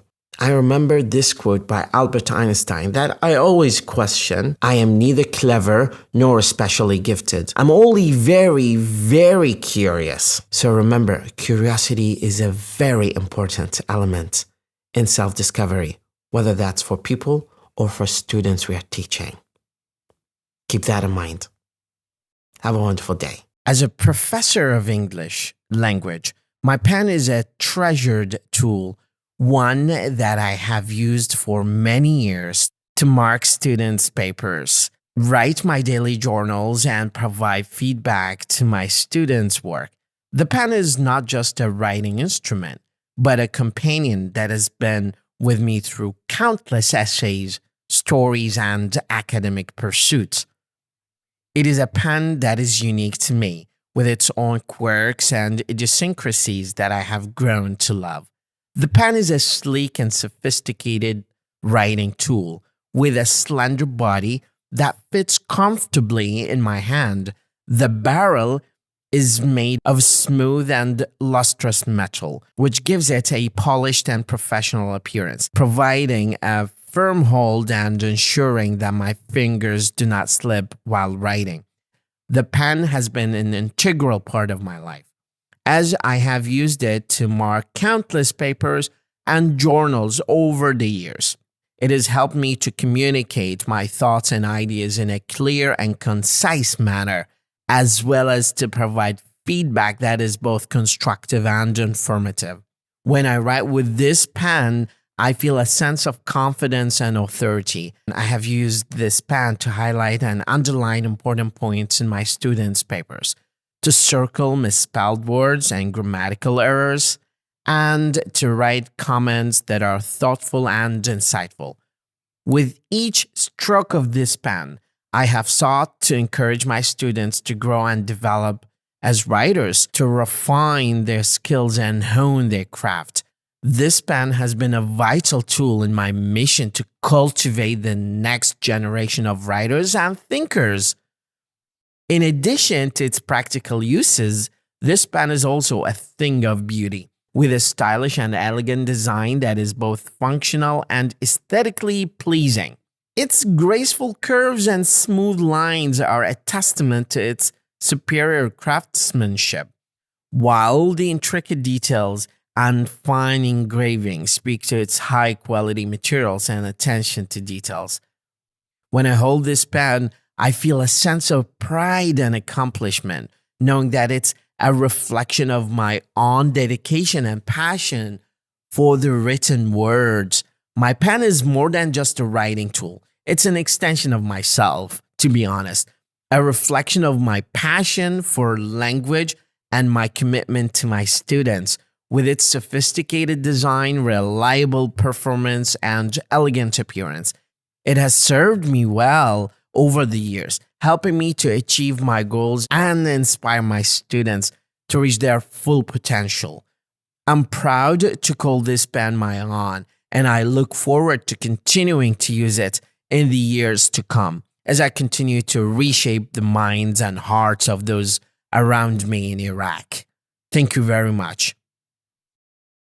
Good morning.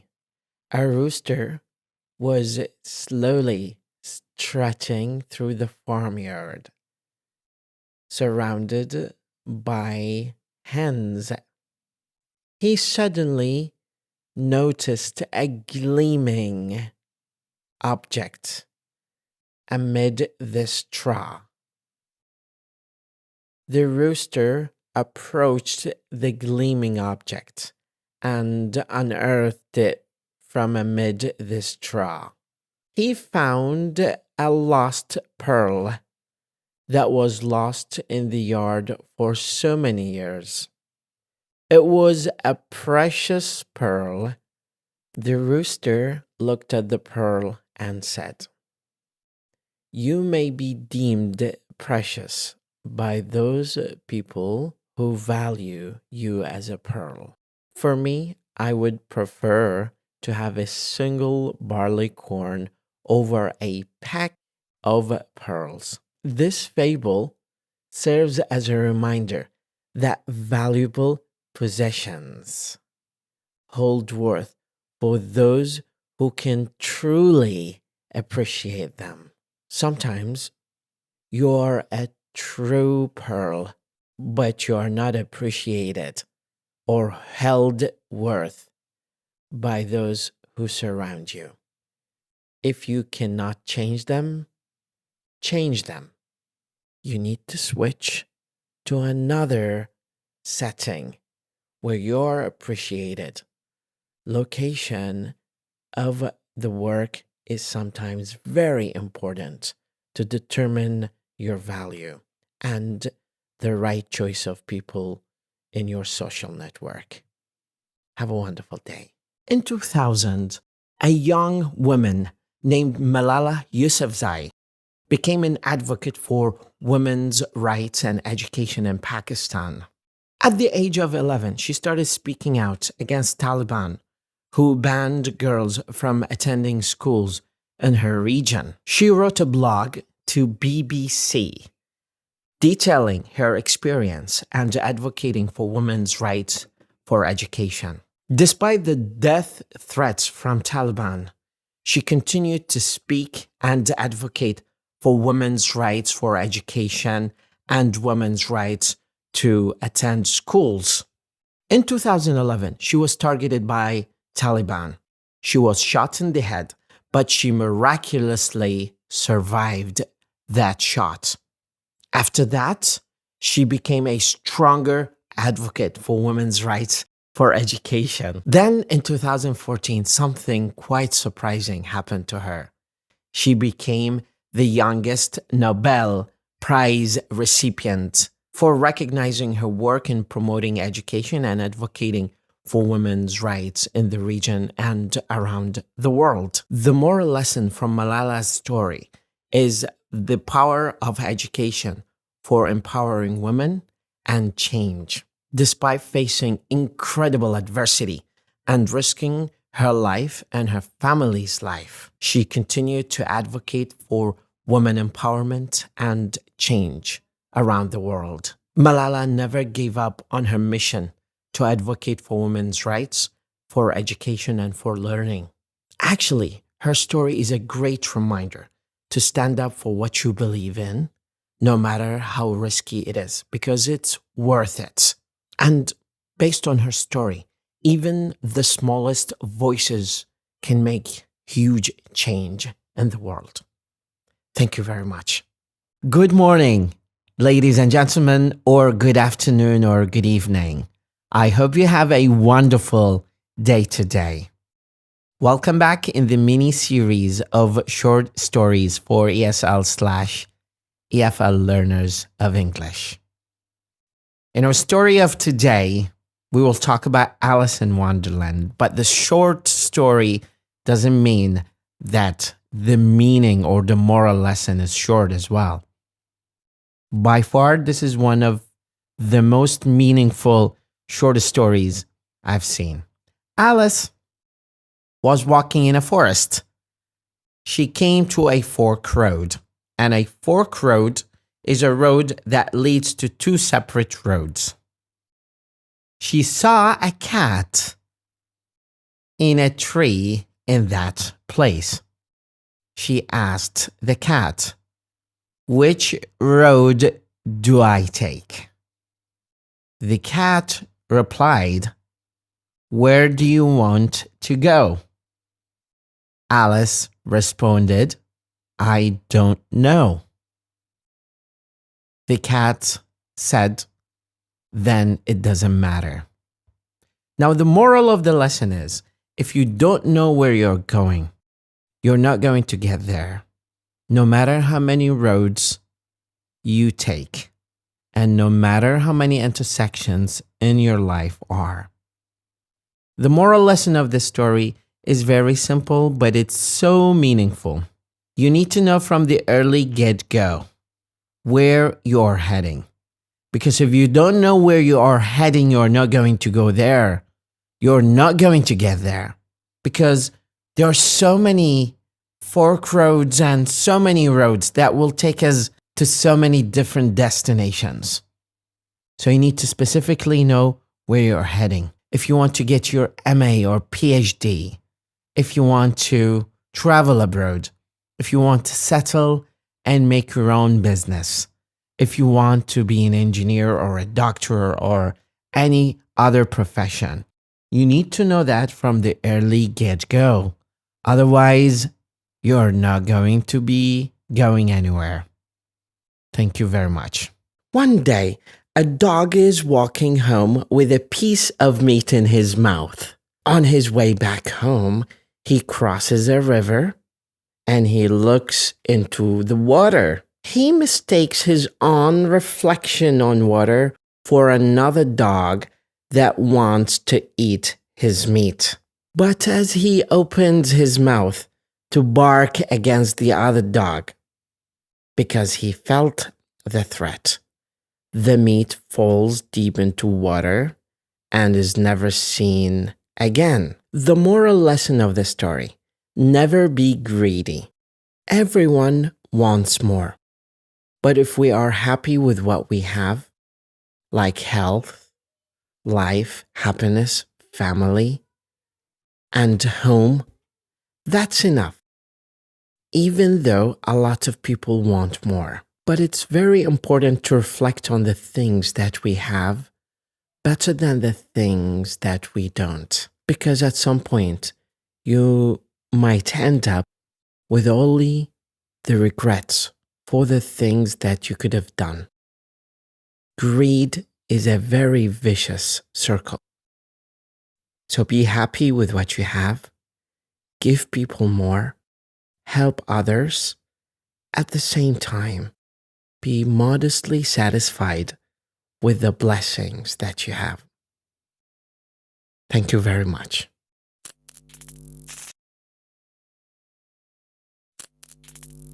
Good morning. Let me tell you the story of the trumpeter who was taken as a prisoner. A trumpeter ventured too close to the enemy, that he was captured by them. They were about to proceed to put him to death when he begged them to plead for mercy. I do not fight, and indeed I carry no weapon. I only carry this trumpet, and surely it cannot harm you. So why do you put me to death? Said the trumpeter.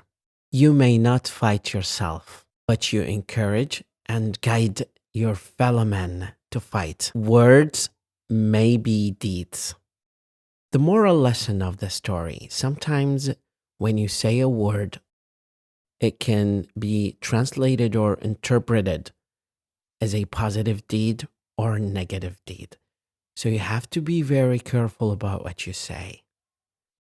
Say good words because they might be translated into good deeds. And make sure you do a calculated risk. Thank you very much.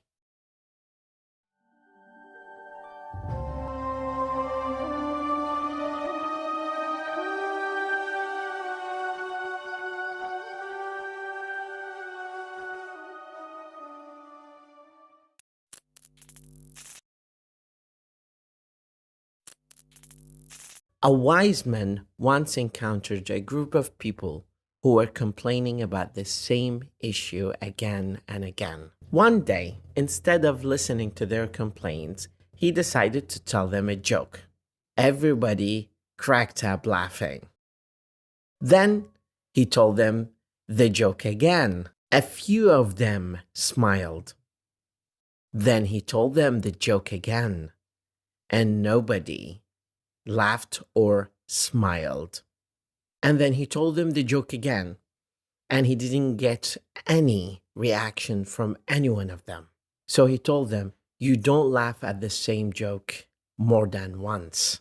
So what are you getting from complaining to me about the same problem again? The moral of the lesson is, you are not going to get anywhere from continuing to complain about the same issue again and again and again and again, unless you take actions and resolve the problem that you are facing. Don't expect people to react to the same complaints the same way consistently every time you tell them the joke or you tell them the complaints.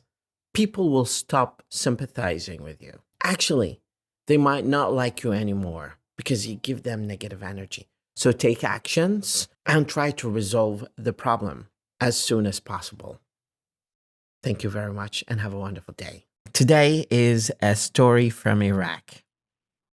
Some time ago, I had a female student that I taught English. Her name was Sarah. She approached me one day and she said, I have a dream to be specialist in business administration, but I don't want to study in Iraq. I want to try the new experience of studying abroad. She worked really hard for more than 1 year on her English, despite the fact that she worked in oil field in the middle of desert in Basra that was part of a company that worked on logistics and providing other services for the oil field. Despite the fact that her work was really hard and challenging, and in some cases strenuous, she had that dream to be specialist in business administration and pursue her career abroad and land a job in a very well-known firm. She worked really hard with me to improve her English, to take her English from the basic level to the intermediate level to the advanced level. That kind of hard work paid off. When she took the English test and the placement test at the university that she applied in Dubai, she was directly accepted. After that, she landed a job in business administration, and she is doing a great job there right now. The moral of the lesson is, if you have a dream, if you have a vision, and you marriage that with a good plan, your plan will never fail. Sarah was an example of a very successful person who had a dream that took her from working in the middle of desert in Basra to being in a very well-known company in Dubai. Pursue your dream and never give up. Have a wonderful day.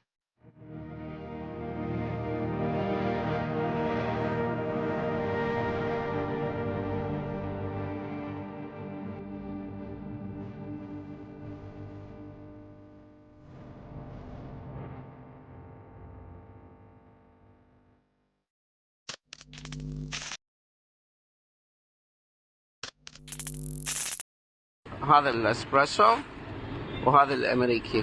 The first step in making a great cup of espresso is to start with freshly roasted and ground coffee beans. The coffee is then tamped down firmly into the portafilter, creating a compact puck that will allow for optimal extraction. The portafilter is attached to the espresso machine and the barista will begin the extraction process. Water is heated to the perfect temperature and is forced through the coffee grounds at high pressure. The result is a small shot of rich, flavorful espresso. The barista will carefully monitor the extraction process, adjusting the grind size and the amount of pressure as needed to ensure that the shot is perfectly balanced and full of flavor. I prefer my espresso with milk. The barista can also create a delicious latte or cappuccino for you, using perfectly frothed milk to create a creamy and luxurious drink.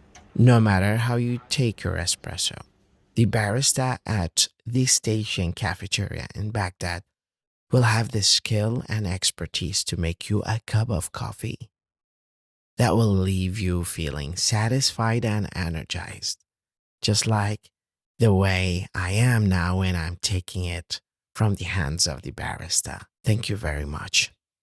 Best barista. In 1980s, a man named Chris Gardner was struggling to make ends meet. He was a homeless single father with his little son. One day, he had to sleep in one of the bathrooms in San Francisco's subways because he couldn't afford going to a hotel at that time. One day, he was walking in the park when he saw a man getting off his red Ferrari. So he approached this man and asked him, "What do you do for a living?" The red Ferrari driver said, "I'm a stockbroker." Chris Gardner was intrigued by his answer, and he decided to pursue a career as stockbroker. He worked really hard and tirelessly to pass the licensing exam of stock brokerage until he one day landed an internship at a brokerage firm. He worked day and night to be a successful person despite the setbacks that he faced in his life as a homeless person. Chris Gardner was determined to never look back and work really hard until all of his work in the financial industry paid off and became a financial stockbroker and a successful entrepreneur. The moral of the lesson is, no matter how much difficult your circumstances may be, if you have the will and determination to become a successful person and become the pioneer in your field, you get the chance and you still have the shot to do that, especially in places like Iraq and Middle East, where you can have the job opportunity if you prove to yourself that you are the real shot for that job or that position. Chris Gardner's story was an inspiration to many movies and documentaries. Will Smith played the role of Chris Gardner in the movie The Pursuit of Happiness that was based on the story of Chris Gardner. I highly recommend you watch this movie if you haven't yet. Have a wonderful day.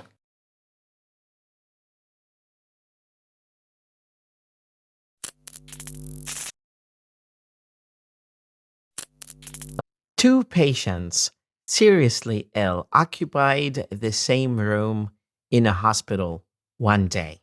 One of the patients was allowed to stand for 1 hour every single day to drain the fluids from his lungs. The other patient sadly was not able to stand. This patient's bed was next to the only window of the room. The other patient was not allowed to stand, and he spent all of his time on his back. The two men spent all of the time talking about their friendships, their families, their schools, their lives, all the stories that they can reminisce about. Every afternoon, when the patient stands to drain the fluids, he spends the time describing what's going on outside the window to his roommate patient. The other patient found happiness by the description and the picturesque of the scene outside the window that his roommate described to him every afternoon. He described to his roommate the shape of trees outside and the playing of children and the parades and the lovers who walk hand in hand, in addition to the blue sky and the scenery of the clouds coming and passing by the window. These kind of sceneries made the day for the patient who is only allowed to stay flat on his back. The patient standing by the window portrayed the scene with his descriptive words. One morning, the nurse came to check on them in the early morning and bring water to their bath. only to find that the patient by the window has died. The other patient was saddened by this terrible news. And later, when he found that it was appropriate to ask, he asked the nurse to move his bed next to the window. The nurse was happy for this request, and she fulfilled it to the patient. Slowly and painfully, the patient propped up to have a look outside this only window of this hospital. He was shocked to see a blank wall when he looked outside of the window. When the nurse came back, he asked her, "Why do you think my roommate did this to me?" The nurse responded, "Your roommate was blind. He couldn't see anything. And probably he did that because he wanted to make you happy." The moral of the lesson is shared grief is half the sorrow. We feel more happy in making other people's happy, based on the scientific research that the money that you spend to help other people will make you happier than the money that you spend to buy new possessions for you. If you want to really feel rich, you should count the things that money cannot buy, such as your vision and your other senses. And remember, today is a gift. That's why it's called the present. Thank you very much.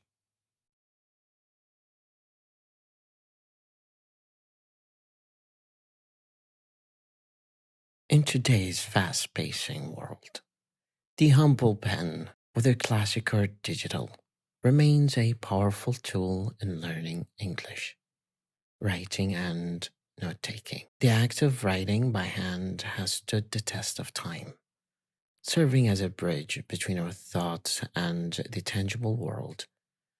Ernest Hemingway once said, "There's nothing to writing.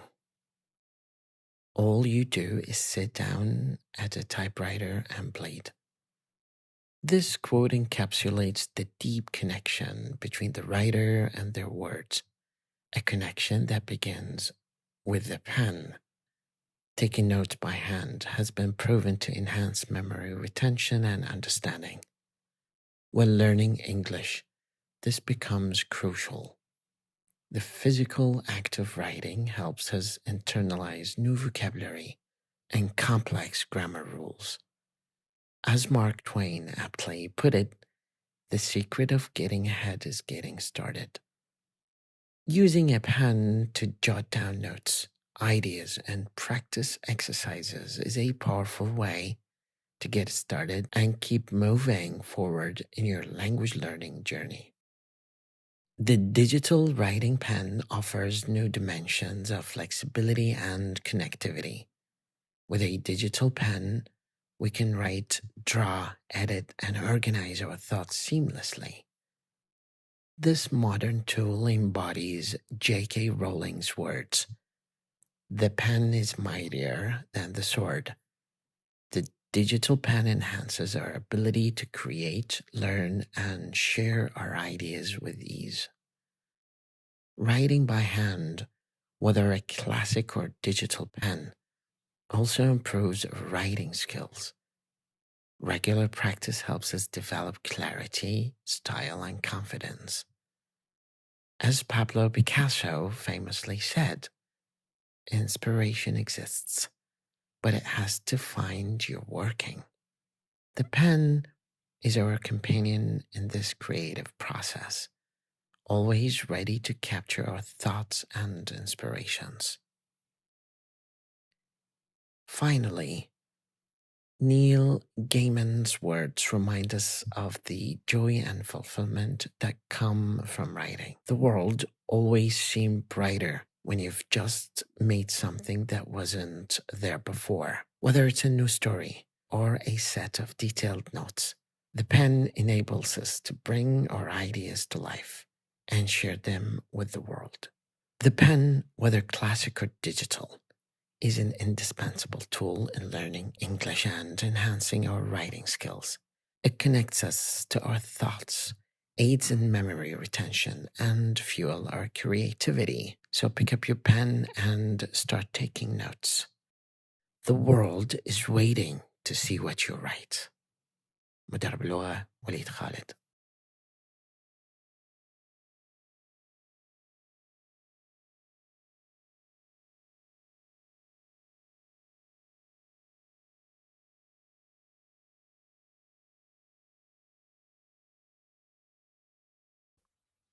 Today, I want to share an important message about the impact of technology on our lives.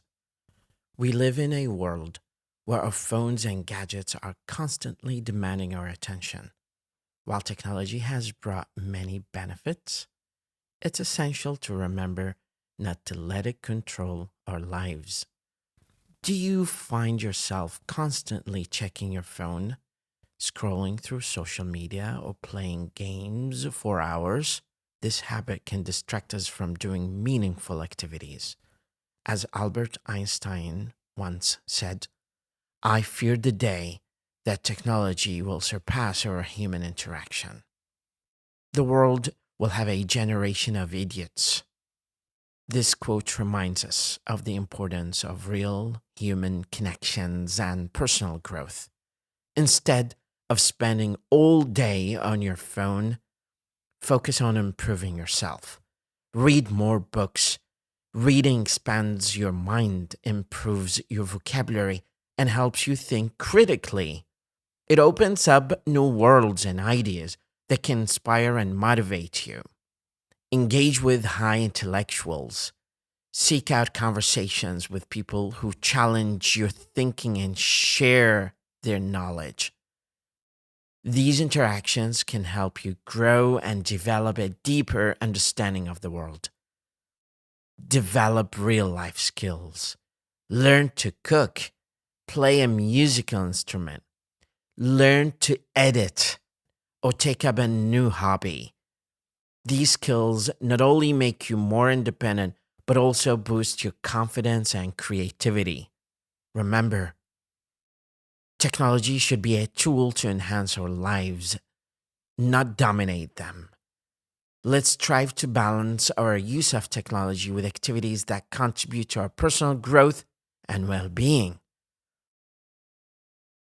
Let's put down our phones more than often and focus on becoming the best versions of ourselves. Have a wonderful day. مدرب لغة وليد خالد.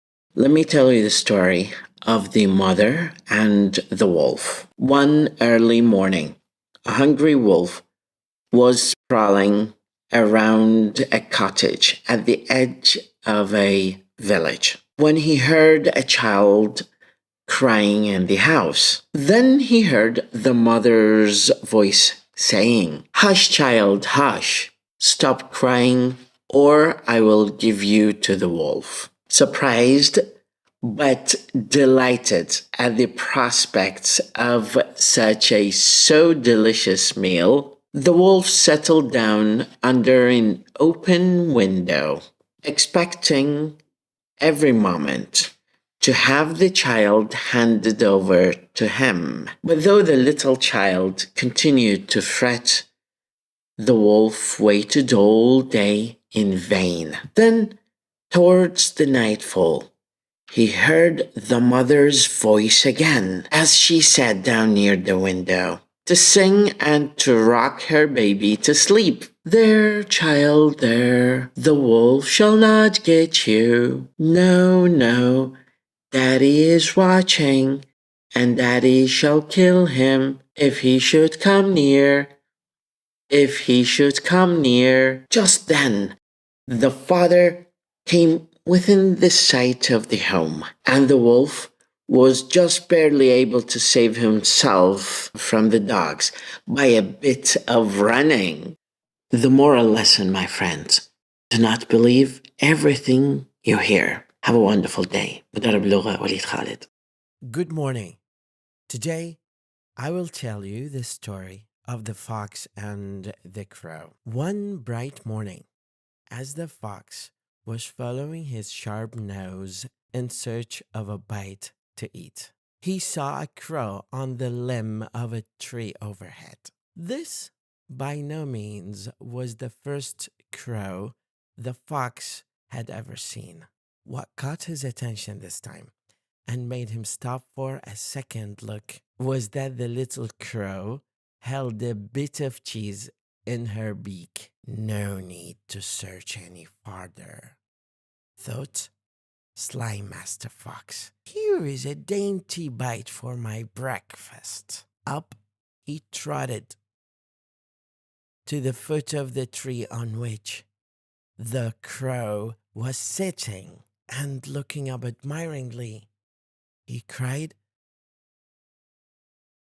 "Good morning, beautiful creature." The crow, her head cocked on one side, watched the fox suspiciously, but she kept her beak tightly closed on the cheese and did not return his greeting. "What a charming creature she is," said the fox. "What a beautiful form and what splendid wings. Such a wonderful bird should have a lovely voice, since everything else about her is so perfect. Could she sing just one song? I know I should hail her the Queen of Birds."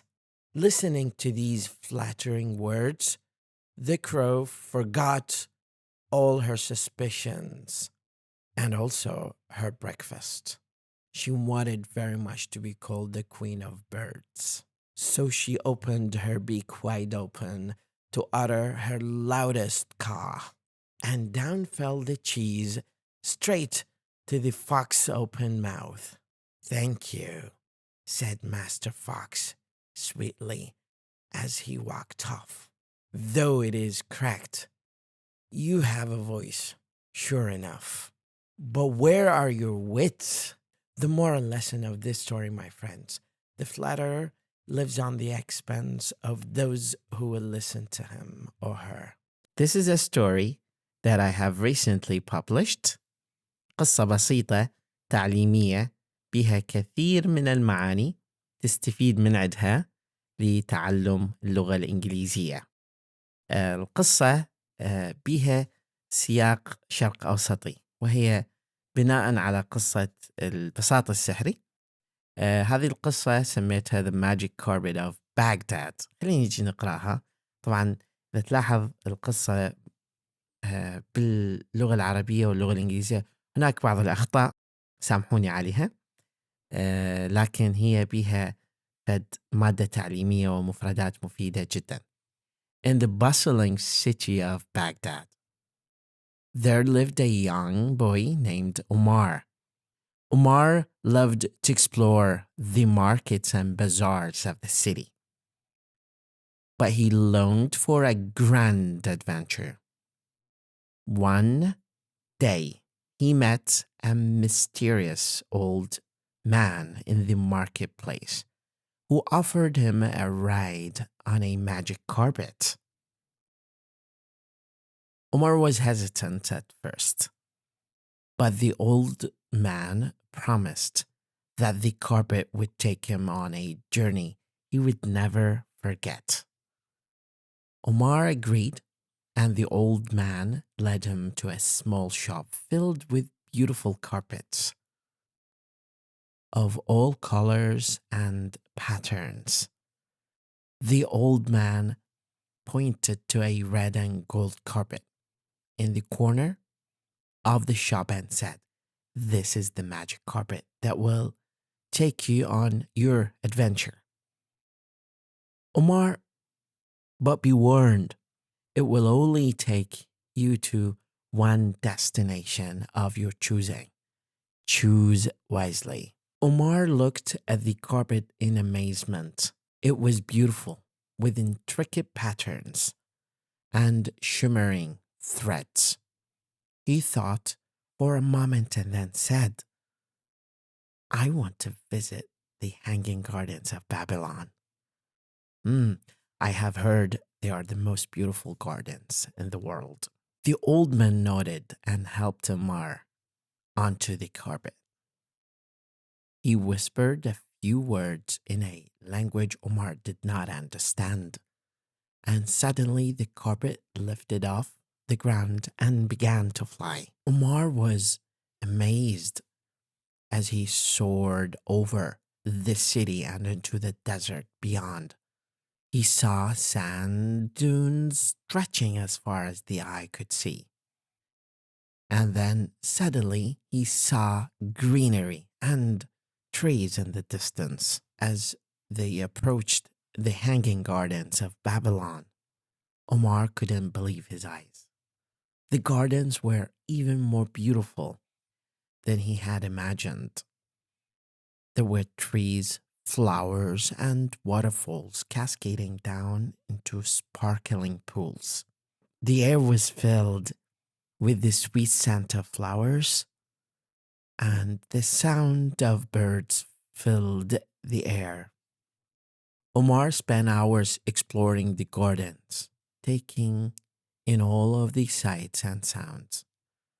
As the sun began to set, he knew it was time to return home. He thanked the old man and the magic carpet and promised to never forget his incredible adventure. The next day, Omar couldn't stop thinking about the magic carpet and his adventure to the hanging gardens of Babylon. He knew he wanted to go on another adventure, but he didn't know where to go next. Just then, he heard a commotion in the marketplace. He saw a group of people gathered around a storyteller who was telling a tale of a beautiful palace made of gold and precious gems. Omar was intrigued and decided that he wanted to visit the palace. He went back to the carpet shop and told the old man his plan. The old man nodded and helped Omar onto the magic carpet once again. This time, the carpet flew over mountains and valleys, across rivers and lakes, until they finally arrived at the gates of the Golden Palace. Omar was amazed at the sight before him. The palace was made of gold, with sparkling gems set in the walls and gates. As Omar explored the palace, he met the ruler, a kind and generous queen, who showed him around the palace and told him stories of her kingdom. Omar knew that he had found another incredible adventure, thanks to the magic carpet of Baghdad. From then on, Omar went on many more adventures with the magic carpet, visiting far-off lands and meeting new people. He realized that even though he loved his home in Baghdad, there was a whole world out there waiting to be explored. As Omar grew older, he continued to travel and explore the world, always seeking out new adventures and experiences. But no matter where he went or what he did, he never forgot the magic carpet of Baghdad and the incredible adventures it had taken him on. In fact, as he grew older, Omar became a storyteller himself, sharing his tales of adventures with others and inspiring them to seek out their own adventures in life. And whenever someone asked him about the magic carpet, he would smile and say, that was the greatest adventure of all of them. And so the magic carpet of Baghdad became a legend in the city, and generations of children would listen to stories of its incredible powers and the adventures it had taken Omar on. But only a select few knew the truth, that the magic carpet was real and that its powers were waiting to be unlocked by anyone with the courage and sense of adventure to seek them out. The moral of the story: sometimes the greatest adventures are the ones that we take outside our comfort zone. We should always be open to new experiences and never be afraid to try something new. The magic of the world is waiting for us to discover it, and with little bit of courage and a sense of adventure, we can uncover amazing things. And just like Omar, we may find that the best adventures are the ones we never could have imagined. هذه نهاية القصة. أحب أحكي كم جملة في الختام. أنا كتبت هذه القصة والسرد القصصي اللي بيها لأن أنا من أنا الصغير والدي كان يجيب لي قصص. من أنا طفل أنا كنت أقرأ قصص لأن والدي يوفر لي هذه القصص. العائلة لها دور كبير في توجه الشخص. إذا تريد تكون كاتب، مهندس، دكتور، عاملة بهذه الصفة من هو صغير. أني تشوف هذه القصة خليها امتداد إلي وإلك للأجيال البقية. حاول تزرع بذرة التعليم والقراءة في الطفل، سواء ابنك أو بنتك أو أي شخص آخر، وخلي نبني جيل يتحدث لغتين أو أكثر في السنين القادمة. ومثل ما يقول المثل: They planted and we ate, we sow so they can eat. Thank you very much. مدرب اللغة وليد خالد. مساء الخير. هذه قصة بسيطة حابين نشاركها ونتعلم من عندها بعض المفردات. خلينا نبدي بالقراءة. Once the wind and the sun had an argument. I'm stronger than you, said the wind. No, you're not, said the sun.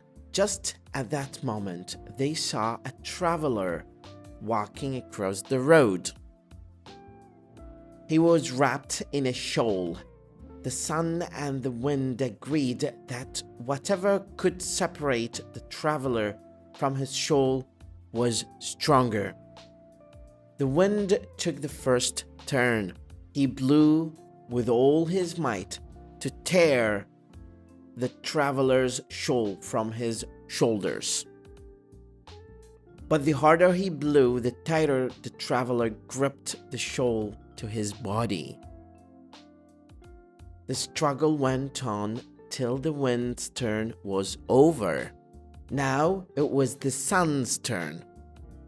The sun smiled warmly. The traveler felt the warmth of the smiling sun. Soon he let the shawl fall open. The sun's smile grew warmer and warmer, hotter and hotter. Now, the traveler no longer needed his shawl. He took it off and dropped it on the ground. The sun was declared stronger than the wind. The moral lesson is: brutal force can't achieve what a gentle smile can. مدرب اللغة وليد خالد.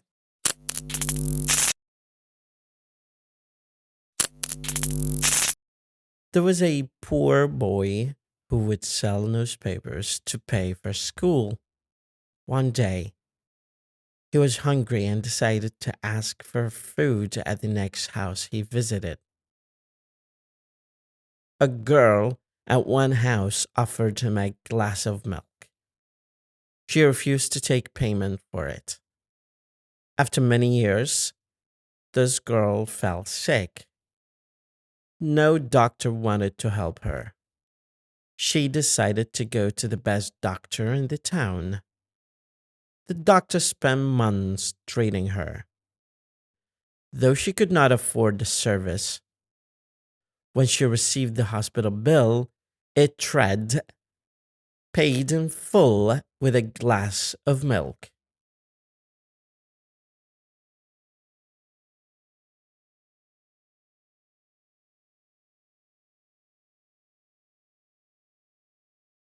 مساء الخير، صباح الخير. Good morning, good afternoon, good evening. قصة قصيرة نستمتع بها وأيضا مفيدة للأطفال والكبار. أنا تعلمت اللغة الإنجليزية بهذه الطريقة. بديت أقرأ قصص. هذه القصص قادتني إلى أنه يكون عندي open imagination أكثر على قصص أخرى، اللي مكنتني من الحصول على كمية مفردات هائلة خلتني أتواصل باللغة الإنجليزية. خلينا نأخذ القصة أكيد راح تفيدكم. Kipper and the Giant. Kipper was watching television. He was watching a program called The Angry Giant. He liked the program. The Angry Giant lived in a castle near a village. Nobody in the village liked the giant. He was always cross. When the giant was cross, he stamped his feet and the houses shook. "Oh no," everyone said. "He's cross again. He's always cross." Kipper went to find Chip, but he was out. He picked up the magic key and it began to glow. "Oh," said Kipper. He ran to get Biff, but she was out with Chip. The magic began to work. It took Kipper inside the magic house. The magic took Kipper to the gate of the giant's castle. Kipper was frightened. He saw a signpost. It pointed to the village. He didn't want to meet the giant, so he went to the village. Kipper came to the village, but it was tiny. Kipper was a giant. "Oh no," said Kipper. "Go away," yelled the people. "We don't want you. We've got one giant. We don't want another one." The people threw things at Kipper. "Go away," they yelled. "We don't want another giant. We don't want you." "Stop it," shouted Kipper. "I'm not a giant." "Well, you look like a giant." Kipper began to cry. "I'm not a giant," he said. "I'm a little boy, and I don't like this adventure." "Giants don't cry," said the people. "Well, perhaps he's a little boy, but he looks like a giant does. Perhaps he can help us." Kipper helped the villagers to mend their houses. He put back the broken roofs. "Good old Kipper," everyone said. "The giant threw this big stone at us," said the people. "We don't want it here. Can you put it outside the village?" "Yes," said Kipper. "I'll try." He picked up the stone and took it outside the village. "Good old Kipper," everyone called. All the people liked Kipper. "Thank you," they said. "You have helped us a lot."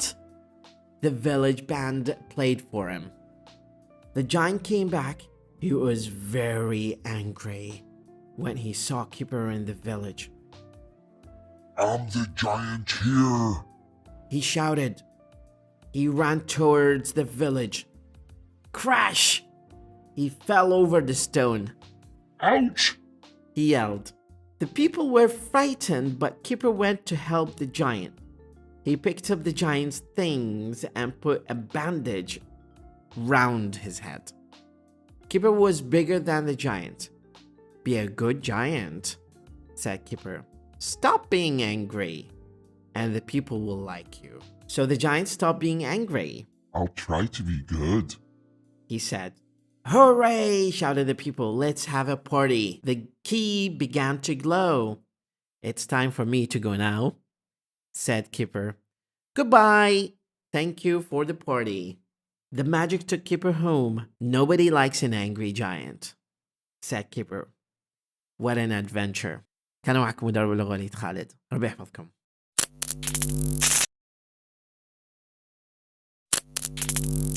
Let me tell you the story of the elephant's robe.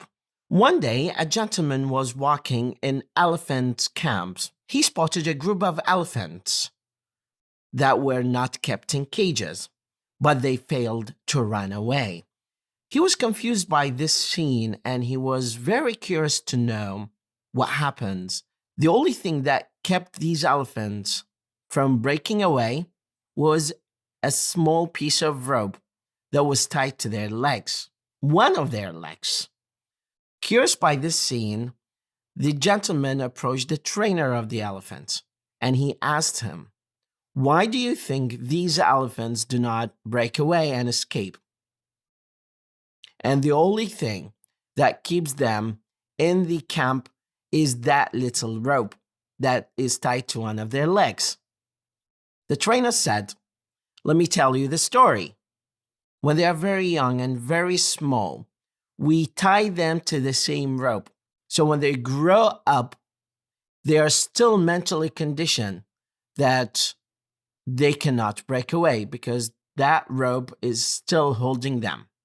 They believe when they grow older and bigger that that little rope will never let them free. So they keep that mindset forever and they will never run away."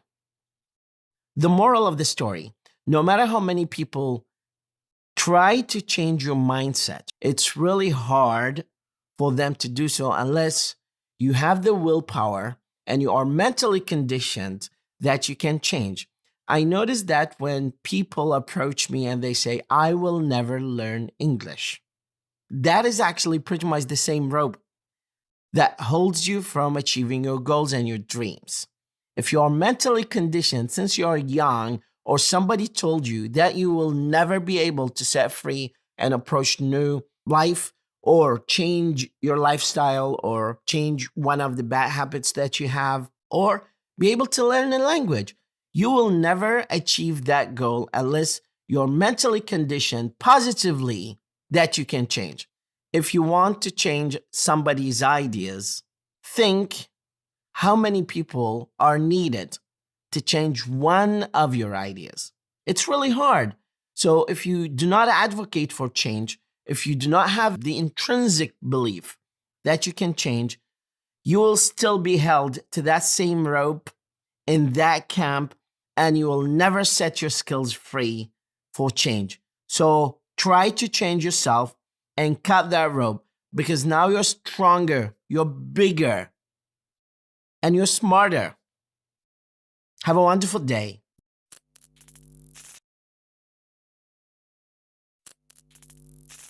Let me tell you a story about greed.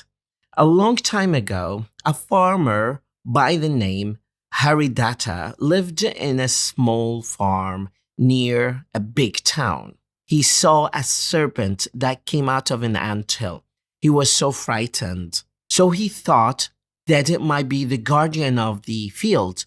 And because he did not give any homage to the snake, the farm did not yield any sort of product.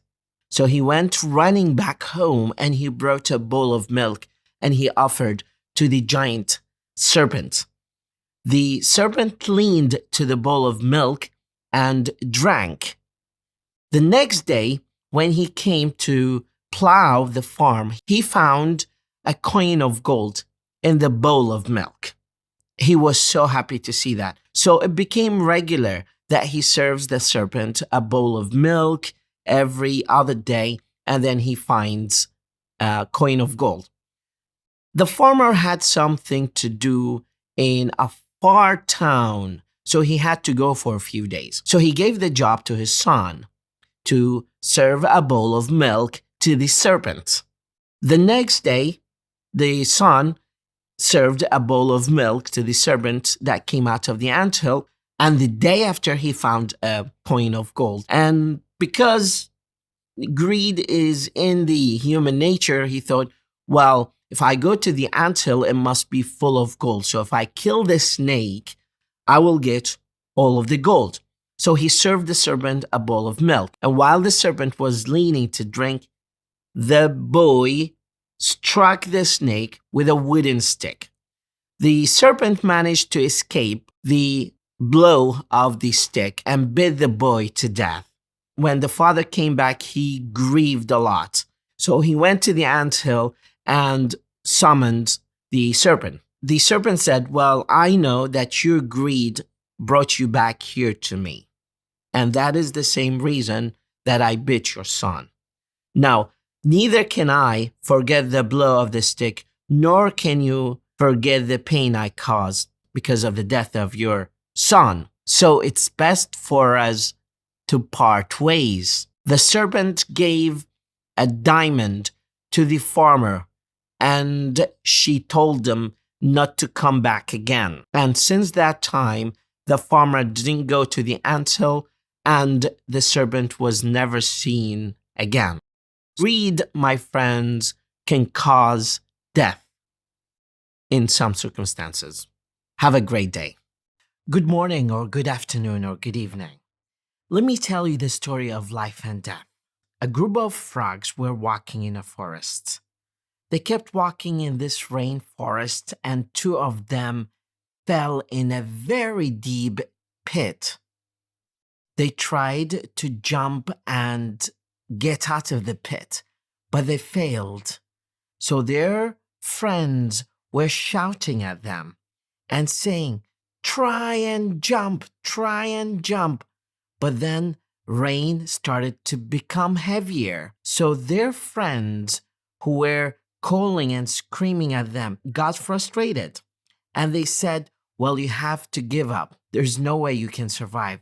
They kept shouting at them, quit and don't jump. Don't exhaust yourself. You have exhausted all of your options. And they tried again and again and again, but their friends kept shouting, don't try. You're exhausting yourself. You should surrender and maybe die instead of trying hard. Until all of their companions started to walk away. One of them quit and died.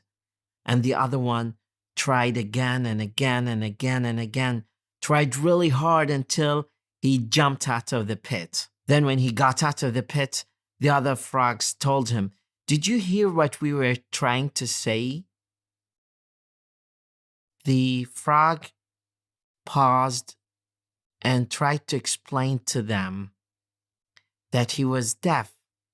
And when he saw them, he thought that they were just encouraging him to jump out of the pit. The moral of the story is that you have to be very careful about the words that come out of your mouth. Judge the words before you let them leave your mouth, because they might be the difference between life and death.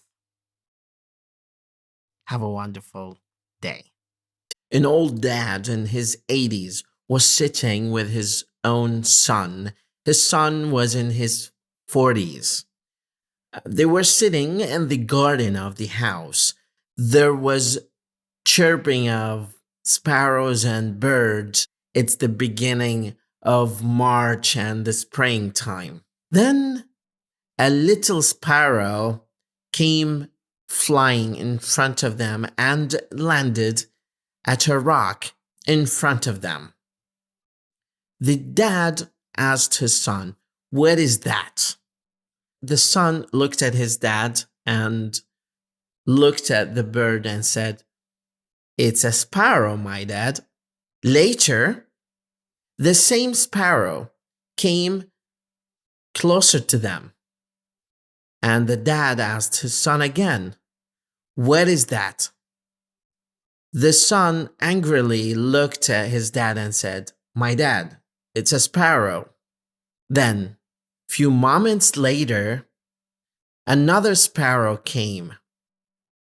The dad again asked the question, my son, what is that?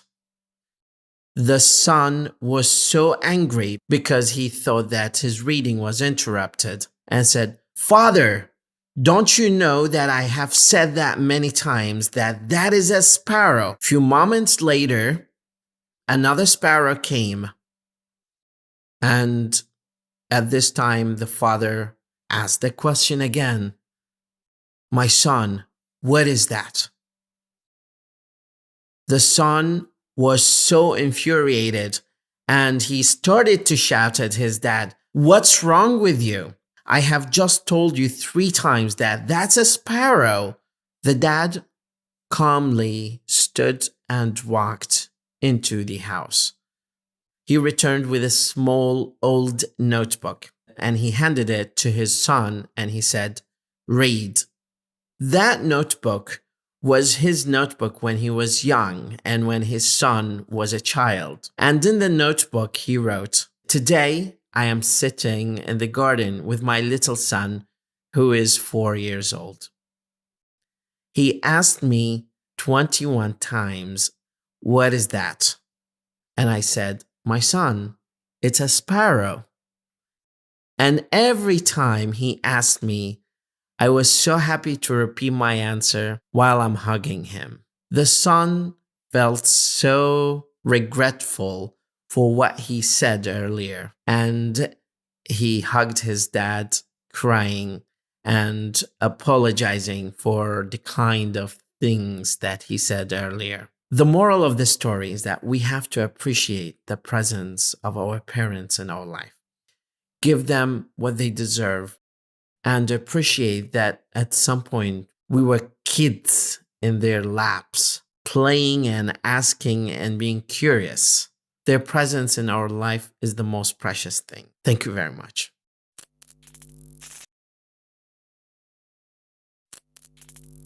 Once upon a time, in the rolling hills of Iraq, there lived a grasshopper and an ant. The ant was busy collecting food and saving it, but the grasshopper was singing and playing all the time. One day, the ant noticed that the grasshopper was not preparing for the coming winter. The ant told the grasshopper, "Winter is coming." The grasshopper replied, "Why would I worry about the future?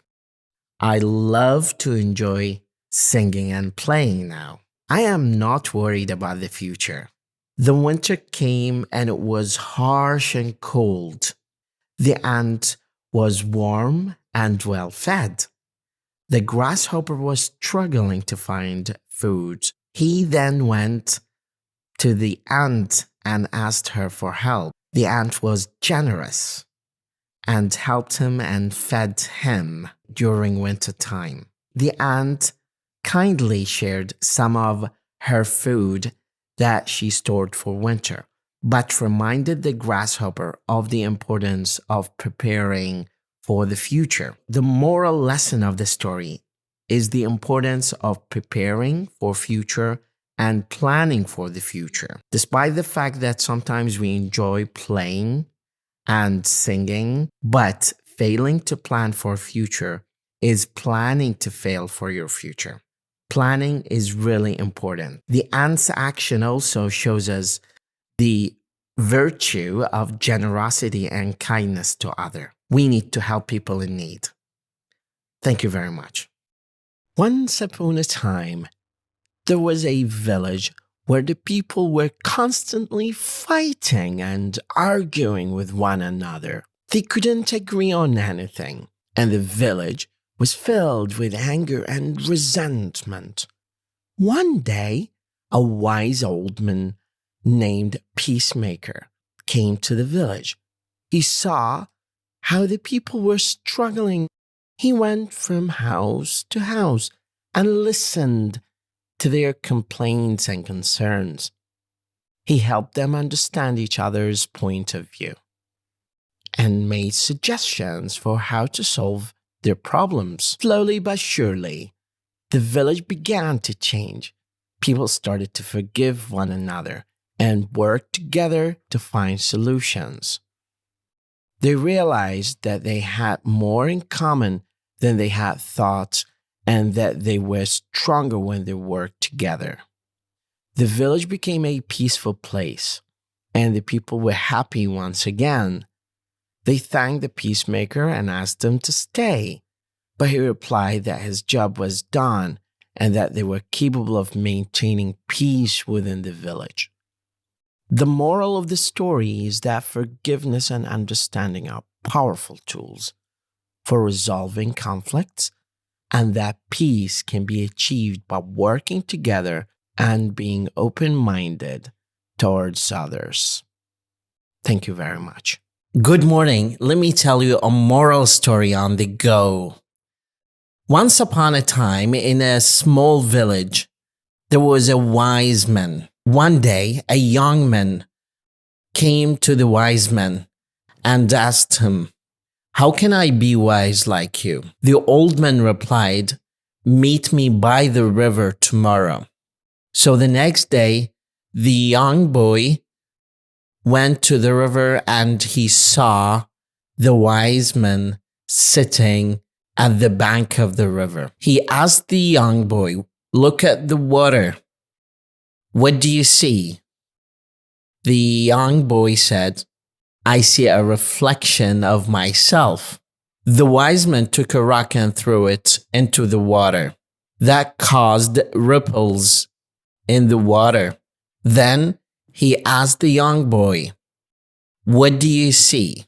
The young boy said, "I see my reflection again, but it's distorted by the ripples that were caused by the rock you threw." The wise man smiled and said, "Just like the water, your mind is clear and calm when there are no disturbances. But when there are challenges and problems in the world, your mind will be distorted and unclear. To be wise, you must be calm and clear when faced with difficulties, challenges, and problems or disturbances of the world." The boy took the wise man's advice to heart, and he learned to be calm and clear when faced with disturbances or problems or challenges in society until he became wise and respected member of the community. The moral of the story is staying calm and clear-headed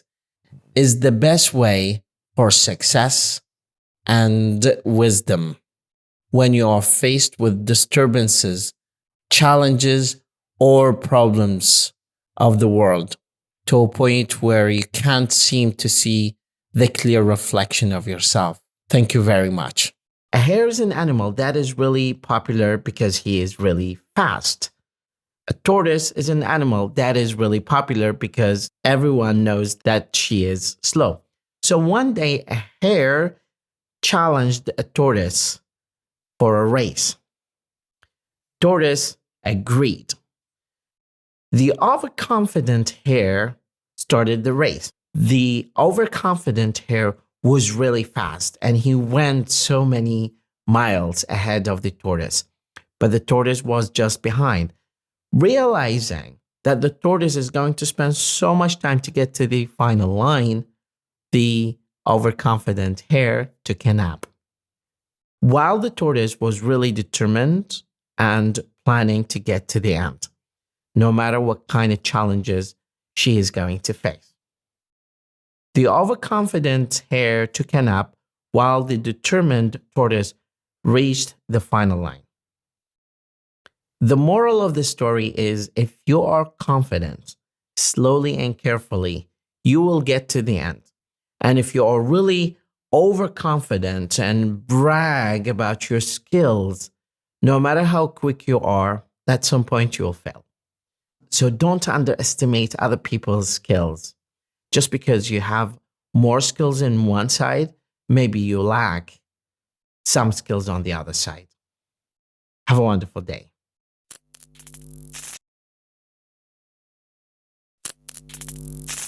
As I drove downtown Baghdad, I couldn't help but marvel about the beauty of sunrise and the trees lining on both sides of the boulevard downtown Baghdad.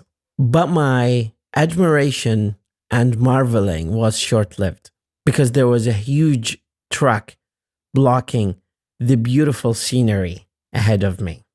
I felt frustrated and disappointed because I couldn't fully appreciate the beauty of this moment. And as I followed the truck, I couldn't neither see the speed limits nor could I see the full scenery of marvelous trees and sunrise on both sides of the boulevard. I got to a point that I felt trapped and claustrophobic in my car that I thought to 1 second that there was nothing more beautiful except for the black asphalt of the road. But then there was something inside me that urged me to take the leap of faith and overtake the truck, even if that required that I go off the road and then get back on the road. Despite my initial hesitancy, I decided to take the leap of faith and overtake the truck. I got off the road and then I got back on the road. Then, after I went for it, I realized there was so much more to see. The landscape was breathtaking, and the trees were stunning and marvelous. This short moment of experience has taught me a very valuable lesson that sometimes we have to take risks in order to overcome the obstacles in front of us. Sometimes we feel that we are stuck in a rut to a point where we cannot move forward or see the beauty in life. But if we are willing to take the chance and push beyond our personal limitations, we can discover new and wonderful things that we have never thought that they existed. So next time you feel you're stuck in a rut or unable to move forward, take the risk, because you never know what kind of beautiful things waiting for you on the other side. Thank you very much.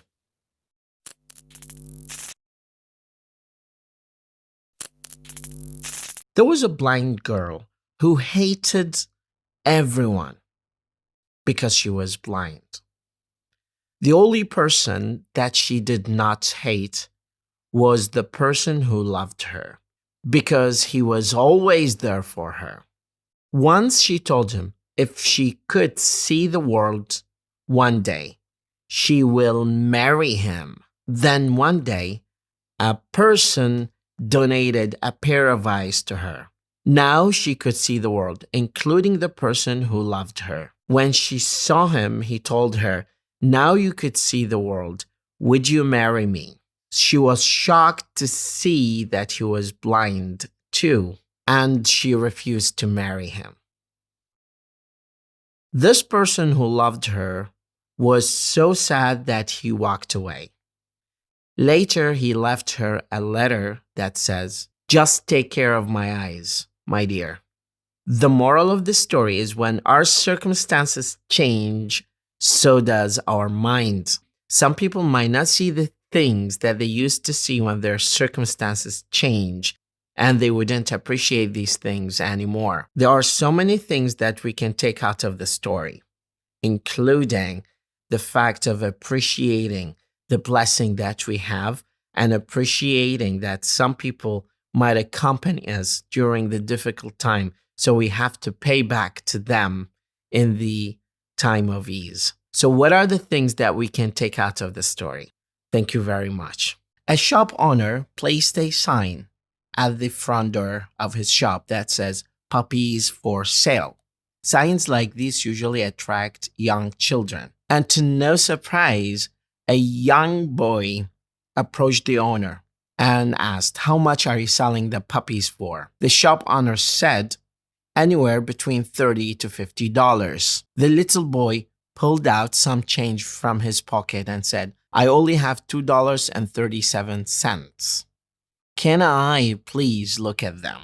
The owner smiled and whistled, and out came from the kennel a lady who walked with the young boy in the aisle to see the puppies. He saw a puppy that was considerably lagging and behind other puppies, and the little boy immediately singled out that little puppy because he was limping and lagging behind. And he asked the lady, "What's wrong with that little puppy?" The shop owner interfered and said, "The veterinarian had examined that little puppy and discovered that he is missing a hip socket. Therefore, he will always limp and he will always be lame. The little boy got so excited and said, "That is the puppy that I want for myself." The shop owner was really surprised and said, "You don't want that little puppy. I can give him to you for free." The little boy got so upset and looked straight at the owner's eyes and said, "I don't want you to give him to me. That little puppy is worth every bit as much as every other single puppy that you have, and I will pay full price for. In fact, I will give you $2.37, and I will pay you 50 cents every month until I have him paid for." The shop owner countered and said, "You don't want to buy this little puppy. He is never going to run and jump and play with you like other puppies." To the owner's surprise, the little boy reached down and rolled up his left pant leg and revealed badly twisted and crippled left leg that is supported by a metal brace. He looked up at the shop owner and softly replied, "Well, I don't run so well myself, and the little puppy will need someone who understands." The moral of this story is don't just be so quick to judge other people's circumstances, because they might have come from very difficult background and they have struggled. When you look at people, you don't see the process that made them who they are, but you see who they are. So always try to be patient and don't be judgmental on people until you see who they really are and where they are coming from. Thank you very much. In the ancient times, a king decided to place a boulder in the middle of the road and step aside on one side of the road to watch what people do to this huge boulder that was placed in the middle of the road to block people from walking peacefully. Some of the wealthiest merchants in the kingdom and the courtiers of the king walked around the boulder without doing anything. Many people in the kingdom blamed the king, and he eavesdropped them talking about his kingdom and his rule that not making the roads clear. But none of them did anything to move the boulder. Not until a peasant came along carrying a load of vegetables. And upon approaching the boulder, the peasant laid down his burden and tried to push the stone out of the road. He tried and tried and tried until he finally, after pushing and straining, was able to move the boulder to the side of the road. And after he went back to pick up his vegetables, he discovered a purse of golden coins with a note from the king that says, "This is for the man or the woman who is able and had the power and courage to move the boulder to the side of the road." The moral of the story is, while we face so many challenges and see people complain about these challenges, other people create opportunities by their failure the first time and second time through these challenges. They create opportunities to grow and succeed. With their kind-heartedness and altruism, people can excel and be better for themselves and for other people. There was an old owl that lived in an oak. Every day, he saw incidents that happened around him. One day, he saw a boy helping an old man carrying something heavy. The other day, he saw a girl shouting at her mother. The more he saw, the less he spoke. As he spoke less, he started to hear more. One day, he heard a woman saying that she saw an elephant jumping over a fence. The other day, he heard a man saying that he had never made one single mistake in his life. The old owl had seen and heard so many things about people. Some people became better, while other people became worse. The more he heard, the less he spoke. And in every day, the owl became wiser. The moral I am telling you here, be like an owl. Hear more, watch more, and speak less. In that way, you will become wiser. Have a lovely day today. Good morning. In a small town, there was a farmer who sold 1 kilo of butter to a baker. Now, one day, the baker decided to weigh the 1 kilo of butter that was sold to him by the farmer. He weighed it on a scale and he discovered that it's not 1 kilogram. So he was very angry and upset that he decided to take him to the judge. So the judge asked him, "Why did you cheat on the 1 kilo of butter to the baker?" The farmer replied, "I'm primitive and I'm illiterate. I don't read and write. But before I sell him butter, I used to buy bread from him. And I have a scale, but I don't know the numbers on the scale because I don't know how to read and write. We agreed to sell me 1 kilo of bread. So every time he brings me the bread, I give him on the scale the same amount of butter. If he's upset or angry now, that is because the amount that he gives me is not equal to the amount that I give him." The moral of the story is, you get in life what you give to people. Thank you very much. Once upon a time, there were 6 blind people who lived in a small village. They were told many stories about the elephant, but they have never seen an elephant before. So they were really curious to see the elephant and learn more what the elephant is. One day, a merchant came to the village and he brought with him an elephant. So they approached the merchant and requested they kindly check the elephant to see what the elephant is. They approached the elephant and each one of them took a corner.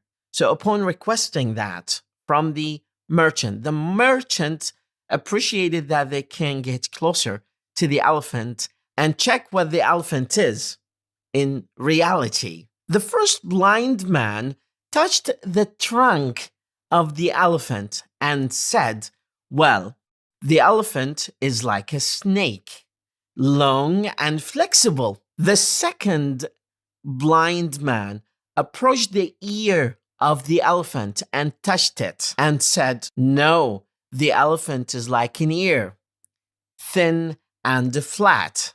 The third blind man said, "You are both wrong. The elephant is like a tree, long and rough."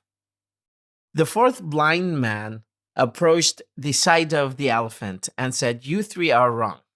You're completely wrong. The elephant is like a wall, flat and sturdy." While the fifth blind man touched the tusk of the elephant and said, "Everyone here is wrong.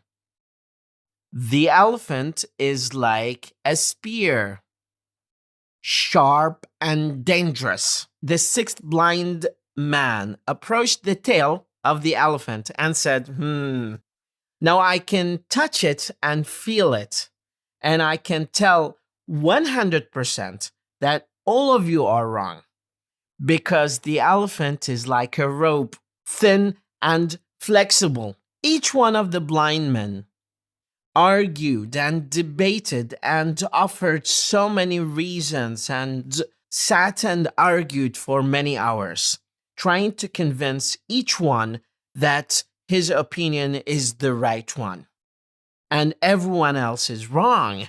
They argued and debated for many hours, and each one of them tries to say, I am the correct one, presenting his interpretation of what he touched without seeing it.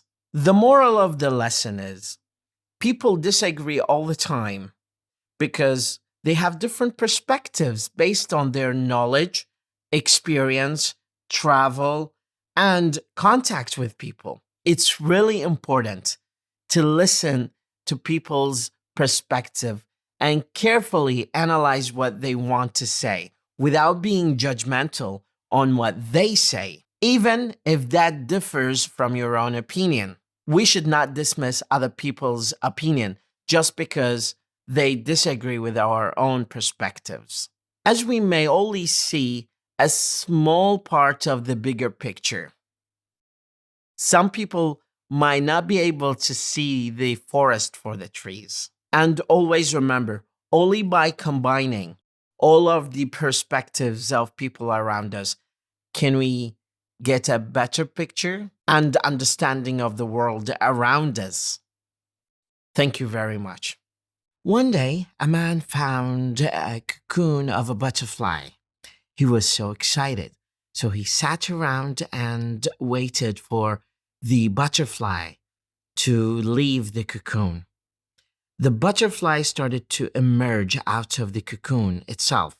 However, it was struggling and struggling, and it reached to a point where it could not leave the cocoon. Out of a good heart, the man decided to grab a pair of scissors and snap off the rest of the bit in order to help the butterfly leave its cocoon. The butterfly left without any struggle, and then it grew with a swollen body and shriveled wings. He thought that was just the beginning, and then it may recover later on. But then the next day, the same thing happened. The body of the butterfly was swollen, and it had shriveled wings. The man did that because he had a good heart to help this butterfly leave its cocoon. However, the man didn't know that it's God's way of having the butterfly struggle through that tiny opening to force the fluid to leave the butterfly's body to its wings so that it can fly. The moral of the story is that our struggles in life develop ourselves. Without these kind of struggles, we never grow and we never get stronger. So it is really important that in some circumstances, you let people help themselves by themselves and depend on themselves. Because once they go through that tunnel of struggles, they will be better and they will be self-independent and self-reliable. Sometimes you need to keep a distance from certain kind of people so that they can grow. Think about your kids, for example. Sometimes you don't have to help them with what they do because that is the only way that they can grow and develop their conscientiousness and their ability to deal with society. Have a wonderful night. Once upon a time, in a far forest, there lived a fox by the name Reynard. Reynard has been searching for food as far as he could remember. Once he stumbled upon a vineyard that was full of ripe grapes. His mouth started to salivate for the ripe grapes. Despite his great efforts, the ripe grapes proved to be too high for him to reach. However, Reynard was really determined to get to the ripe grapes, and he was never ready to give up because he's a fox. He thought, I have been climbing trees for many years, so I am not going to feel defeated. So he thought of climbing a nearby tree to get a closer look at the ripe grapes. And because he was so determined to get his paws on the ripe grapes, he took a leap of faith and jumped, only to fall flat on his face. Feeling defeated, he looked high at the ripe grapes and convinced himself that they are too sour to eat. Later, he walked away from the vineyard, convincing himself that he never wanted to eat ripe grapes in the first place. The story has a moral lesson to teach us the importance of being content with what you have and to be satisfied and humble with the kind of skills that you have. Have a wonderful day.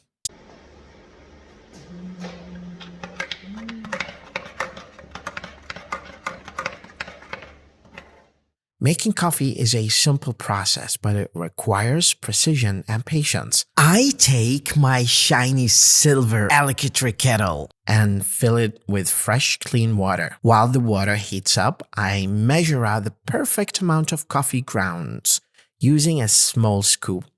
The grounds are fragrant, rich, and brown. After pouring the hot water over the grounds, I let the coffee steep for a few minutes. During this time, the grounds release their flavor, aroma, and color into the water, creating a dark, strong, and robust brew. I pour the freshly brewed coffee into my large ceramic mug. The entire process of making coffee is calming and therapeutic.